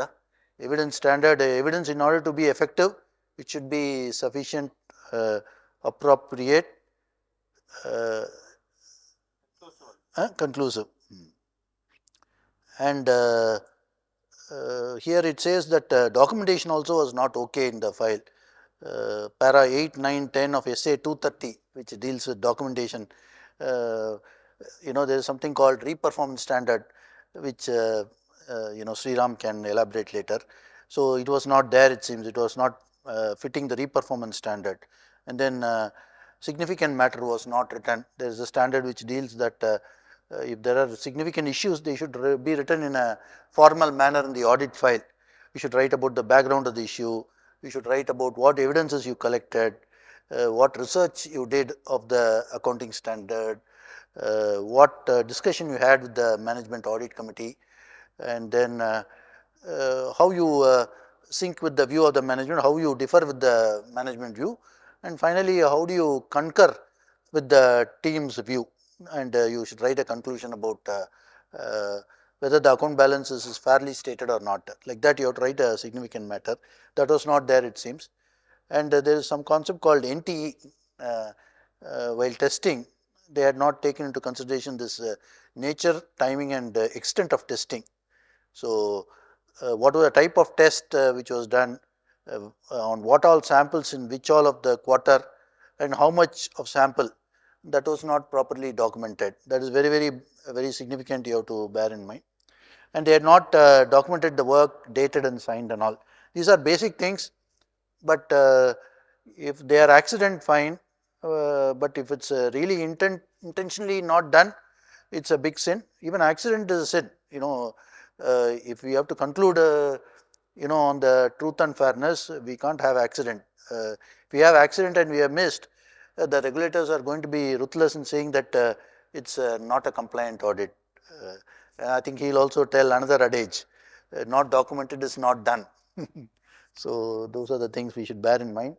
And 102 crores of investment was there on the balance sheet, for which there was no valuation report to deal with impairment testing, and then only bills were kept, no work was documented. Many of us think that if we keep the bill, it will indicate that we have done the work, but we have to do the documentation. We have to see what we did with that bill.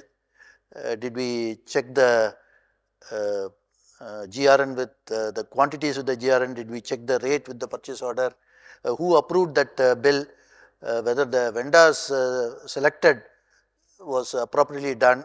Did they get 3 quotes and then decide on the vendor? Then only the transaction is valid. Otherwise, the transaction is not valid. Just keeping a bill is not valid.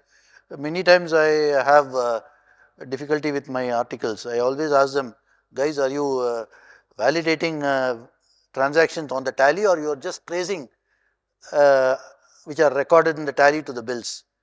And all the more if you give more samples for them to test, in their anxiety to cover 100 samples, 200 samples, they will only trace, they will not do really qualitative work. So, if a human being have to apply their mind appropriately for all the aspects to be validated, then we have to minimize the sample and tell them, even if you have done a minimum sample which is representative of the population, please do it qualitatively.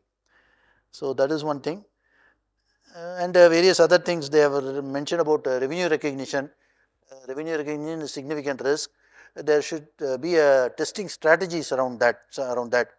For significant risk, there are rules. I think auditing is about rules nowadays. Back in 1989-90, when I was junior qualified assistant or audit senior, we used to manage with common sense. But nowadays, there is a lot of rule.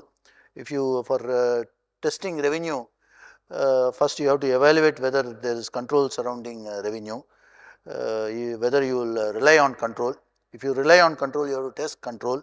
If you don't rely on control, you have to increase your samples relating to test of detail. There is some concept around analytics, all those things. So, those aspects, rules of the game should be followed. That is called testing strategy. In revenue rec, rev rec in US they call. Rev rec was not greatly done, it seems. And then IFC support was not there. You know, we have a paper tiger in ICFR. Many of the clients have controls with due respect, but some controls, some companies have design of controls and operative the way we drive car on the road, unfortunately. That should be taken care, you know, and because client don't understand our responsibility that we have to give an opinion on controls, they don't design and test those, and the pitiable position is auditor has to possibly take all the responsibility and give a ICFR opinion without proper evidences. So, that is a big risk we all take, and on our part to drive home the point to the client that they should bare minimum have at least 10 controls in key process of P2P, O2C, FSCP as he said, and fraud risk and things like that. So, this is one thing about opinion, you know, that the opinion can be wrongly given. Another one which they asked me to cover is on EOM, that is emphasis of matter. I understand it is very majorly misused by the companies because of the company, the auditor. Companies don't misuse, the auditor misuse because the client say, sir, EOM potukunga, qualify pannadinga. So, because of that we are pressurized.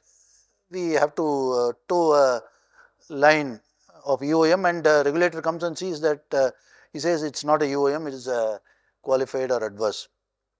So, where EOM can given is if it meets these 3 conditions as per 706 of the standard on auditing. So, it says that auditor must get sufficient appropriate audit evidence, then only he can give EOM. If he does not get sufficient appropriate audit evidence, the evidences are not effective, and he has to qualify or give adverse or disclaim. So, for EOM he must have this SAAE meeting, and it is basically fundamental to users' understanding. Only then we can give a EOM. If something we want the reader, the user of the financials to majorly appreciate, then we can give a reference in the audit report. But that item we are referring in the audit report should be presented and disclosed in the FS. That is also a precondition. So, 3 conditions: SAE it should meet, it should be fundamental to the user's understanding, and it should be presented or disclosed to in the financial statements. And mostly this EOM concept is misused in companies which are undergoing difficulties. The case study which Mahesh took, where it's a loss making concern, where going concern is the issue, it's under major cash flow stress.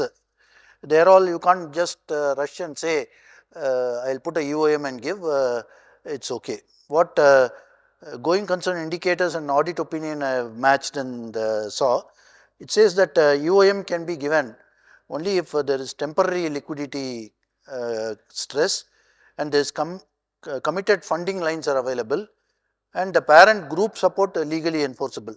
In those cases EOM is fair. Where these are not there, it should be either adverse or qualified. So, typical indicators for qualified are recurring losses and net worth erosion.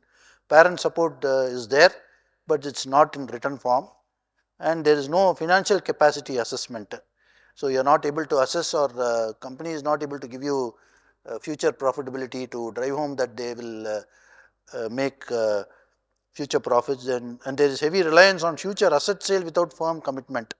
So, you do not know whether the asset will get sold and those funds can be again reinvigorated into the company and it will run. And when you have to give adverses, when there is strong indicator and operations are stopped and entered into liquidation insolvency. So, these are the things, and in the case study I think they have mentioned like they disguised the opinion which should be modified as EOM and all they do, and there are cases where accounting policy misapplication, when there is a gap departure, all those things they give us a EOM, which is not the case. Thanks, Giri. See, this particular thing on, as he rightly said, EOM, many times the client says, sir, provision for doubtful debts, you're not happy with it. You say, I'll put a qualification. Then the discussion will there, then, okay, emphasis. What we think is, audit report la mention panita, our thing is done. No, you would rather keep quiet. You would rather keep quiet and say that in my judgment provision is not required. Because EOM means we say the end of the statement, our opinion is not modified. That means we have an agreement with the management. There are certain circumstances where EOM can be given. In this particular case, the circumstance was there. For example, there is a huge law case. Some appeal is happening. Let us say income tax. Income tax assessment is happening, big amount. 1,500 crores. This company's total thing is 10,000 crores is the balance sheet. Now, supposing it loses that case, Allah adi vaangum. The financials would take a big hit. But today, we have determined properly that it is not remote, that contingent liability is not remote, therefore it has to be disclosed. Neither is it highly probable of making payment where provision is required in the books of accounts. Yeah, it is finely balanced in between. You have determined that also as per accounting standards. They have determined. You have also exercised the thing. It is a contingent liability, but it's such a huge amount that if it tomorrow devolves on the company, it will have a huge effect on the financial position. Therefore, you only highlight it as an emphasis of matter. That those are circumstances given in EOM auditing standards. Other than that, you cannot give anything as EOM. But today we have a new thing, CAM, key audit matter. Somebody told me 2 weeks back, say, audit la panna romba kashtapattan, but sila idathula I'm not happy with what they have done. I want to give it as a CAM. I said, wait, hold on, let us come and discuss. Some auditor was telling, I said, why you want to give a CAM? Idella sollita better. I said, if you are unhappy with some things, issue a management letter. Internal control problem, not deficiency. Significant deficiency, material weakness, அப்படின்னு classify பண்ணலாம். You accordingly do management letter, don't use CAM. CAM, first of all, is not applicable to you because it's not a listed company. You can give CAM, nothing wrong. But CAM will be different aspect. These things we need to keep in mind in that particular scenario. And in this case, what has happened is the holding company has given bank guarantees to subsidiary companies which are not doing well. But those auditors of the subsidiary companies have not commented anything on going concern. So we are coming to auditing standard and going concern after some time. Because but the auditor on top knows that these companies are not very, maybe it's not good or something. He has his own opinion. But as he says, my opinion does not matter because those subsidiaries auditors have given their audit opinion and they are a chartered accountant, member of the institute and all those things. Therefore, I have just taken that opinion. There is no issue. Accordingly, I have given it. That seems to be the crux of NFRA, saying that when you are doing consolidated accounts, you are signing the consolidated accounts, though you are referring to the other. There, they feel that because of the technical reference and all those things, each person is saying, he's responsible, I am responsible. They want to remove all those things. That is why SA 600 is getting changed and all those things. So these are all the evolving laws which is happening. So this particular thing says, if there is so much of an issue and he is not satisfied and all those things, he ought to have qualified or something rather than given emphasis. So that is one part of the story which is there. But more importantly, there is one more thing. Failure to perform duties of an engagement partner. Each of you are practicing, you are the leader. You have an assistant, paid assistant, chartered accountant or non-chartered accountant, article clerks. They go and do the audit. When you do the audit, you are supposed to do audit procedures, collect evidence, evaluate the evidence, draw conclusions from the evidence and document all these things, correct? Let us assume our team is doing all those things correctly. What is our role as an audit partner? So there are certain roles for audit partner also as per the auditing standards. You have to direct the audit team correctly. You have to supervise all those things. Here it says, there is no evidence in the audit file of the engagement partner's direction and supervision of the performance of the audit. Partner was involved only in the planning stage of the audit and thereafter the finalization. Planning, finalization. During the execution of audit, there is nothing in the documentation. Whether he has actually taken part, not documented, or not taken part, therefore not documented. Not taken part but documented is different. But there is no documentation, he has said. So they have said here, he said, I am involved throughout the audit process, supervised everything and all those things, but they didn't take this particular thing. So how? They said engagement partner did not even plan a major part of the audit performance. He has only reviewed 6 areas. Major areas he has not done it. So NFR is also not looking only the audit team. What the partner is doing also they are seeing. Are we having enough control that our assistants are doing it in proper manner? Are we exercising enough oversight on them? Are we going checking something on a test check? Because audit risk is failure to find out something. That audit risk, how are we covering? These things can happen even in medium-sized audits, small audits also. So that is something that we have to take away from this particular case study. Is what I wanted to touch upon. Since you gave medical example, I have a medical example about the partner involvement. P.R. Ramesh, chairman of Deloitte, he has written a very nice article, BCAS journal, came 2-3 years back, but worth reading. All of you read it. I am not sure of the caption, but one thing he has very nicely drawn an analogy. Partner comes only at the last minute at completion stage and he is involved. Medical professional surgeon, eminent surgeon, will he come at the end of the operation just to remove the suture? Illiye. That's not the thing. If it's a very significant case, he will be there right through the operation and then only the case will survive. The eminent surgeon doesn't come at the end of the operation, allow his junior to do and then suture pirikkathukku mattum varamattaru. So like that, I think those analogies we should draw from medical profession and take due care.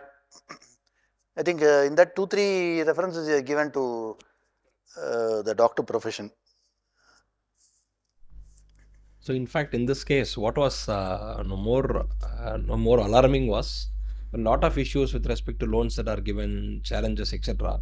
The auditor has given a qualification actually for a 1.92 lakhs amount for some easy matter. It's a crore and crore of company, definitely more, I think less than their materiality, where there are intercorporate loans which are not properly authorized. The issues, whatever they spoke, were there in the company. The partner has still given a qualification, but he is given on a small matter, 1.92 lakhs. So no use. So you have to understand nature of the entity, the issues are. I think among all other things, I think he also mentioned that point. NFRA suo moto picked a file. I think that's very important. In most of the cases, what we covered are all cases where there were some scams, some issues that are there in the public domain. NFRA is going and doing a check at a later point of time. After NFRA going through that audit file to confirm are there any issues, he's definitely saying there's a problem with the management, etc. But he's also saying in all the three cases, audit procedures were also not adequate. In all the three cases, that is the mantra that is coming out.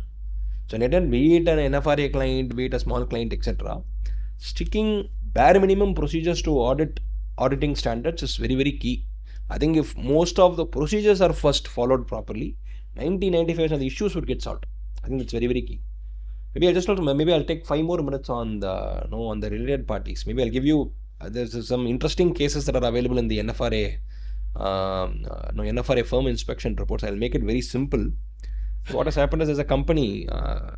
In the company, the husband and wife are the promoters, and there is another company where only wife is the shareholder, and that's a private limited company. Just have this facts like this.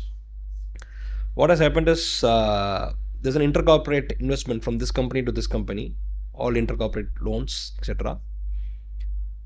What has happened in this case is, the first company has gone for an IPO and taken money from the public, either IPO money from the public or issue of debentures, whatever it is. Just keep it that way. They've got money from public. The amount actually is again in the public domain. The amount actually involved is 550 crores. This company also has cash in their bank for another 150 crores. This 550 and 100 crores they've given to this company, the second company. As simple as that. So it's a promoter driven company. There's a issue, etc. Now what's really happening is, when we get into the company and when the file is getting reviewed, what's first from maybe we'll start with the Companies Act, then we'll get into accounting standards, then we'll get into auditing. There are a whole lot of framework which one will have to comply. A listed company, ideally section 177 would apply, which is the audit committee approval. There will be an audit committee who will approve all the related party transactions. That's very, very, very important.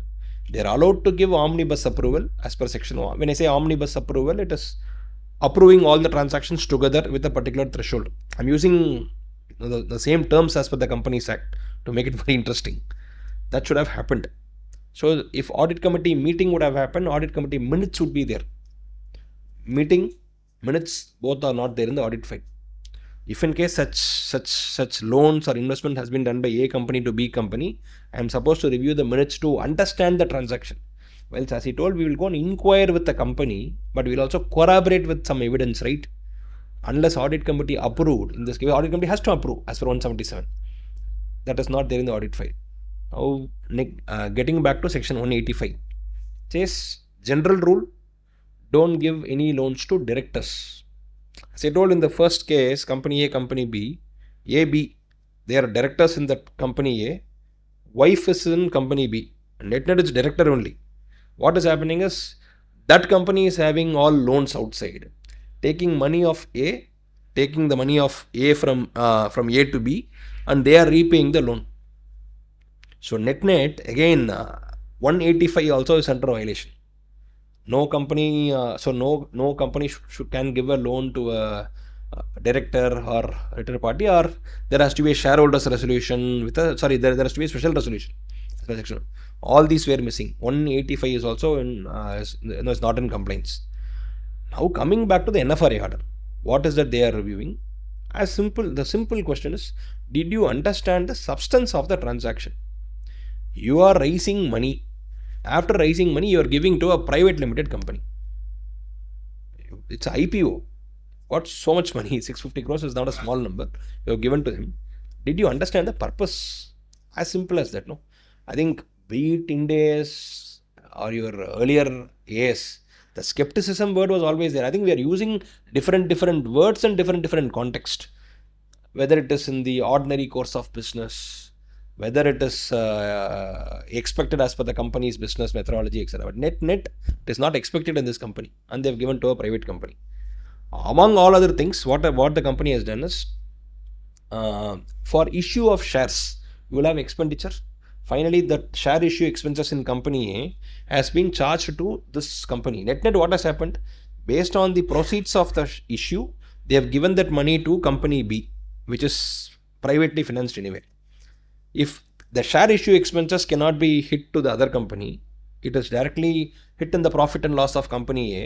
It is like personal expenditure of the promoter hitting this company. Again, that is under violation of 143(1)(e), if I am not wrong. In the company, in your audit report, you will have a report of other legal and regulatory matters, right? 143(1)(e), we will clearly say, based on our examination, we have not come across any personal expenditure of the directors or someone hitting this company. That was there in this case. You see, one transaction can have multifarious impact across places. Companies Act wasn't complied with properly. Auditing standards weren't complied. And sorry, you saying? Yeah.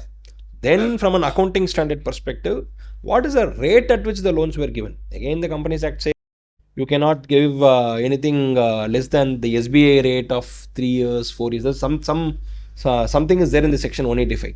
That is not it. So that is not that is not actually seen. And they have also not verified the contract, because there has to be some repayment schedule, right? My money is going to some company. You have to see the contract, when the money will come. How sure that I will not impair this loan in the company with all the ECL, etc., which we are discussing. None of the procedures were performed. Net, there were so many entries, there were so many transactions. What has happened is, by doing IPO in company A, I have paid a promoter liability in company B. That's what has happened with so many, because with number of entries today that are happening in the ERP network, one may get lost. So we should be a little careful in terms of what we see, substance of the transaction. And also, I think if you look into the other NFRA orders, I think their focus is also on the arm's length. When you say arm's length, say for example, you purchase a product from one company and they are selling at say 100 rupees or $100 as the case may be. You may not have a similar product with another company, or with the same company similar product. Sometimes you will not be able to benchmark. But if SA 550 specifically says, if in case management makes an assertion in the financial statements that the transactions with the related parties are at arm's length, we are supposed to do some procedures. What procedures? Again left to the discretion of the board, no discretion of the auditor. In one way, assuming you are selling to a third party at 100 rupees with 30-day credit, ideally you will expect even to a to a related party, you will sell at the same 30-day credit at 100 rupees. There can be differences, etc. But if there's a difference, what is the benefit you are getting with the difference? Those things need to be documented. I think they have given 5 points there in terms of his arm's length. One, sufficient documentation. What are we seeing with group company purchases, transactions, etc.? There is sufficient documentation in your file in terms of demonstrating that arm's length is appropriate. 2, did you do an appropriate comparison and document in the file? Then qualitative analysis, same product, different product, can we do some plus minus to arrive at our numbers? And in one case specifically, one of the firm has mentioned that this is vetted by an independent CA firm. They have told it, but again it should be there in the audit file. But in the audit file nothing was there.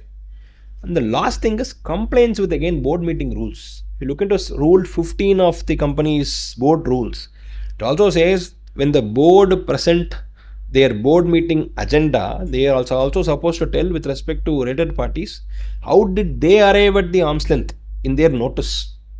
I think this is a common question which most of us have. Yes, arm's length, how do we know that the price is appropriate, etc. But there is a push on the board also. If you see Rule 15, that's something you will be able to use it in your clients also. Rule 15E very specifically says that they have to mention in their board agenda If in case they don't come up with some kind of evidence like that, you may ask them in the agenda why you have not included, where you are discussing this RP transactions. Why can't you have those things in your board meeting agenda? Because it mentions it specifically. They may say as discussed, or in line with our industry practices, etc. That won't be helpful. That might be good for them. They are compliant because they have spoken about it, but it may not give you the comfort. Understand from them as to what they have done to arrive there. So with respect to some of these aspects, arm's length, etc., I think that can be a control, as you told MRC Mari, that it can be a control wherein first management does something and you have an expectation from the management that they have to do something. Then comes auditing of those transactions so that you get the necessary comfort, even if there is any challenge, because I'm not saying no companies, every company will have some challenge or the other. Even if there's going to be some regulatory review at some point of time, we can say our procedures are complete. We have obtained sufficient appropriate audit evidence. We have done these. It is there in our audit work papers. That will really help us. If in case these things are not there in the file, generally there will be a problem. The other area what they have again discussed on RPT is on identification of RPTs itself. Again, a company will have so many group companies across India, across multiple distributors, etc. How do we know even the distributor is not a related party to us? He might say he is my authorized dealer, or he might be my authorized. We will not know. We have to really identify. Do they have, again, what controls they have? What, as he was mentioning about the KYC, is there anything we have collected from the company? Do we see any common directors between both the companies? So have some check on your vendor master and your customer master to really see is there any commonalities between both the clients. Generally because of related party, we are not saying there will be any problem. But the fact that there is existence of related parties can lead to other issues. Can be complaints issues like what we discussed. Can be issues like fraud or etc. Generally because they will be able to engineer the transaction between them better. I think those were the points more from a related party. And again, from an NFRA perspective, they are also discussing more on the revenue now. Revenue, generally we all discuss about performance obligation from an Ind AS or risk and rewards from a AS perspective. Their focus is on the revenue controls now. There's one classic case, maybe I'll cover that piece alone. You have a control, because at least there will be one or two companies where we'll be giving the ICFR opinion, right? For the purpose of ICFR, you are also supposed to have documentation on controls. As he is mentioning, there has to be at least 10 controls for OTC, 10 controls for P2P. Really makes a lot of sense, because within the control, what do you do? One is having controls. 2, what do you do in those controls? 3, what do you document in those controls? 2 and 3 are very interrelated. When it comes to controls, it's not like what you expect. It's like what the management or the control operator need to do first. For example, I am the control operator. I am supposed to review the purchase price of a part, compare with some X invoice or X shipping document. I am supposed to have the evidences of ticks, etc. As an auditor, when he comes, he will come and re-perform those. Did I check it? He is not going to, yes, he has to go to underlying to confirm things are appropriate, etc. But this attribute that is getting tested is, did I do that? Not, is there an evidence of those? In most of the companies, what has happened is, for ICFR, with only substantive, the audit reports have been given. There are no specific documentation for ICFR itself on revenue. Dual purpose. Kind of dual purpose. In fact, somebody will do some process. Audit பண்ணிருக்கோம். Audit ஒன்றும் பண்ண வேண்டாம். You do it for to check your processes, safeguard your assets, ensure that you don't pay more, ensure that you are able to receive your money. To safeguard the company, you do processes. You don't do anything for audit purpose. These are documented for audit to see later on. That's all. That is something which is very important. In fact, one of the lines that has come, I've written it here. Specifically, NFRA is mentioned in their order that no attributes are tested. There's a control. We have written the control as per the RCM. A control operator review so and so, etc. And we have put tick for number of samples. What did you do to arrive at the tick is missing, and NFRA has highlighted this. That's one. In other case, walkthrough was based on the previous year sample, because ideally you are supposed to understand and evaluate the business process of a company as per SA 315. As simple. How will you do? With a completed transaction. That means a transaction hitting the trial balance, do a walkthrough from initiation to recording or disclosure. Starting from PO, how did I select the customer, everything. If that happens, you should have the transaction from the current year, not from the previous year. Maybe it can be an inadvertent error also, but it has happened in this case wherein the sample was pertaining to previous year, not with respect to current year. So NFRA has gone in that detail and checked the controls documentation, whether the sample pertained to the year under audit, and whether all the attributes have been checked, and whether it is not only having tick marks in ICFR, but rather you also have the attributes tested and the attributes are appropriate also. You can't just say the control is operating, so tick tick. You should also say whether assuming in a control you are supposed to do discounts check, and you are also supposed to see whether discounts are aligned with the policy. That means there are two things that are happening. Both the attributes should come in the control. One is someone checking whether discounts are appropriately given. Someone is also doing whether the discounts are aligned with the policy. Both are controls. Both are two embedded controls in one control. You can't have one attribute, and even that is not appropriate. I think those are the things they have covered. If you look into ICFR, this is more like a PCOB. Generally, these observations appear in PCOB, FRCs, etc.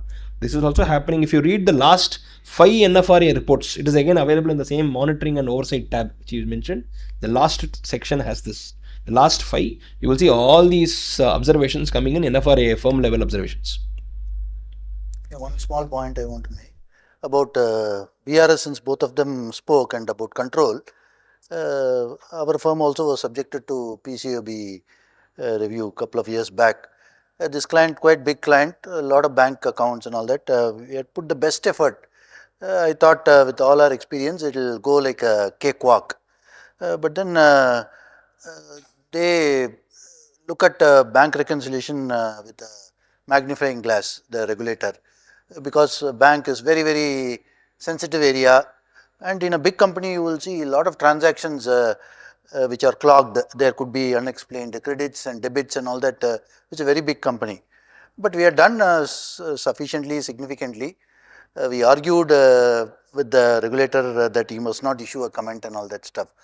But what they say is preparing is not control, reviewing is control. We understood that. We kept review controls and all that stuff of the management. But what they say is management should review significantly those exceptions in the BRS. The management just signs is not sufficient. They even have checklist. அதெல்லாம் போராதுன்ட்டாங்க. என்ன சொல்கிறாங்கன்னா, the reconciling items, they should flag off significant ones, aged ones, and they should go and query each and every one of those BRS items and say this has no implication on the accounts. Unless they do, it is not a control. And in this control concept, the management should leave footprint of those checking and all that. If that is not there, we will get the beating. The regulator will say that you have not tested control, you don't have evidences, so it's not a control. And where did you do sufficient test of detail? How did you issue SOX opinion or ICFR opinion? It is wrong, you have not opined appropriately. Like that conclusion goes nowadays. Yeah, just to add on the related party thing, so as you rightly said, the push is on the audit committee board. Many times when we go to the audit committee board, they ask us, related party arm's length. We want to tell them, you are only first bless the audit related party transactions, you give it omnibus approval or whatever it is. After you bless it, the transaction happens.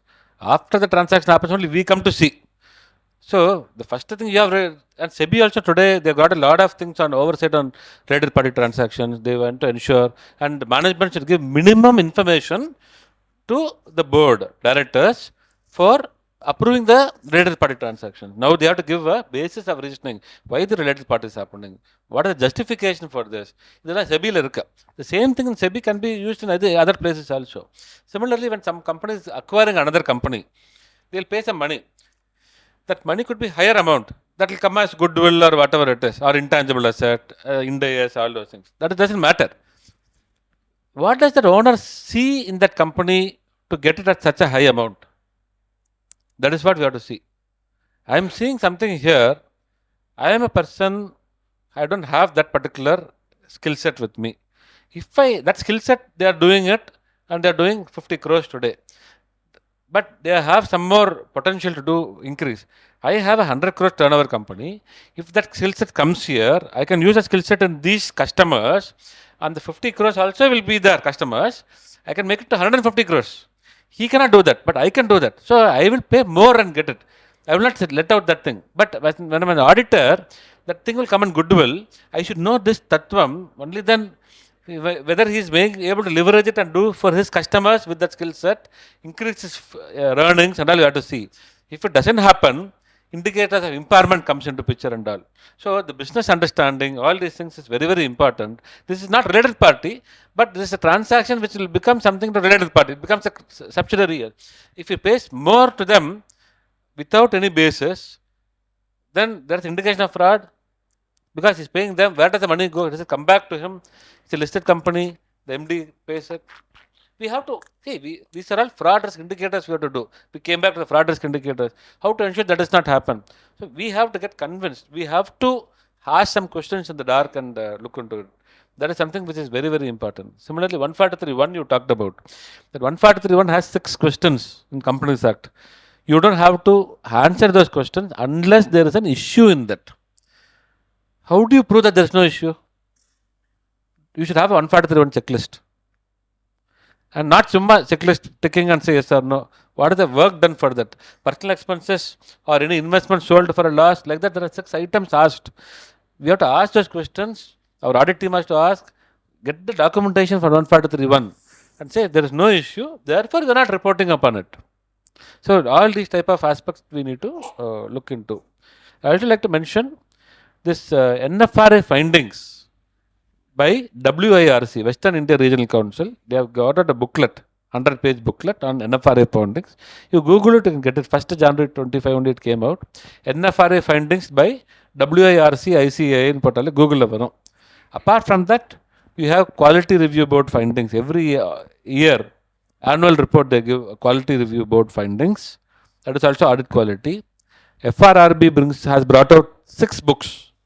3 on the old gap, 3 on the Ind AS. Those things are also very, very useful materials. As Mr. Giri said, PCOAB also. In fact, in IFC, they have gone to a little higher maturity model than what we are doing. Here, not much of IFC reporting happens unless there is a qualification, some major matter. There, lot more aspects are being remarked in the IFC. They even say our finance team does not have enough knowledge. Which company says that in India? I have not seen that. But if you look at the PCAOB, they have this annual filing. Annual filing, sir? 401. No? 20F filing இருக்கு for 20F. companies and annual return ஒன்று இருக்கு. Annual return, they have to put about any material weaknesses. They put all these things. Because for them, if they do that, they are not liable. Liability is very important for them. So, if you read all those things, we will find many of them are sarvasadharama நம்ம ஓகேன்னு சொல்கிறோம். But we not come to that level. But NFRA has still not come to, they have actually following PCOAB. In fact, I think some of them have got training in PCOAB also. Some of the officers, they got training in PCOAB. So, they will also not, now we are looking at auditing practices. They will also go to IFC after some time. How have you issued a clean IFC report? What is the audit evidence you have got? So, today we are giving it on some nambika. That is not enough. So, with that, I would like to conclude my aspects. Anything that you want to add? Small thing I want to tell. As Mahesh said, PCOB, lot of stuff is there. There's a white paper on how to audit revenue. And then, as he said, this auditor AC interaction series NFRA has brought out. They also have got a spotlight about these aspects. You know, there is another one interesting article, December 24, there is a spotlight on culture of audit firm and quality. You know, they say that quality venuna culture vano. There should be goals, values, attitude and stuff like that. Very interesting. And I have also posted on my LinkedIn page about my experiences with the PCOB inspections. And a lot of new things are coming in SQM, as Mahesh said. They have QC 1000 or concept kondaranga PCOB. Very, very strenuous and strict. I think they have deferred, like India, they have QC 1000, the SQM, their version of QC. So it's interesting, a lot of stuff to read, and அங்கே வந்து யூனிவர்சிட்டிஸ்லாம் they are doing a lot of research on auditing. That also, if you go and see on the PCOB page, a lot of universities have, I think I read something, how auditing is going about in USA, like that and all is there, a lot of stuff. So, a lot of knowledge we can gain. And also, what you guys can also do is there's something called Center of Audit Quality, CAQ. I think you have a lot of implementation materials, lot of guidances, more the recent practice issues. I mean, just always have a tab of it. Any recent amendments, etc., come through it so that you are always apprised of the latest developments, etc. Any questions? Anything? Thank you all for your patient listening. Thank you so much. Come to the end of the session. Thank you. Thank you. Thank you. All the best. Thank you, sir.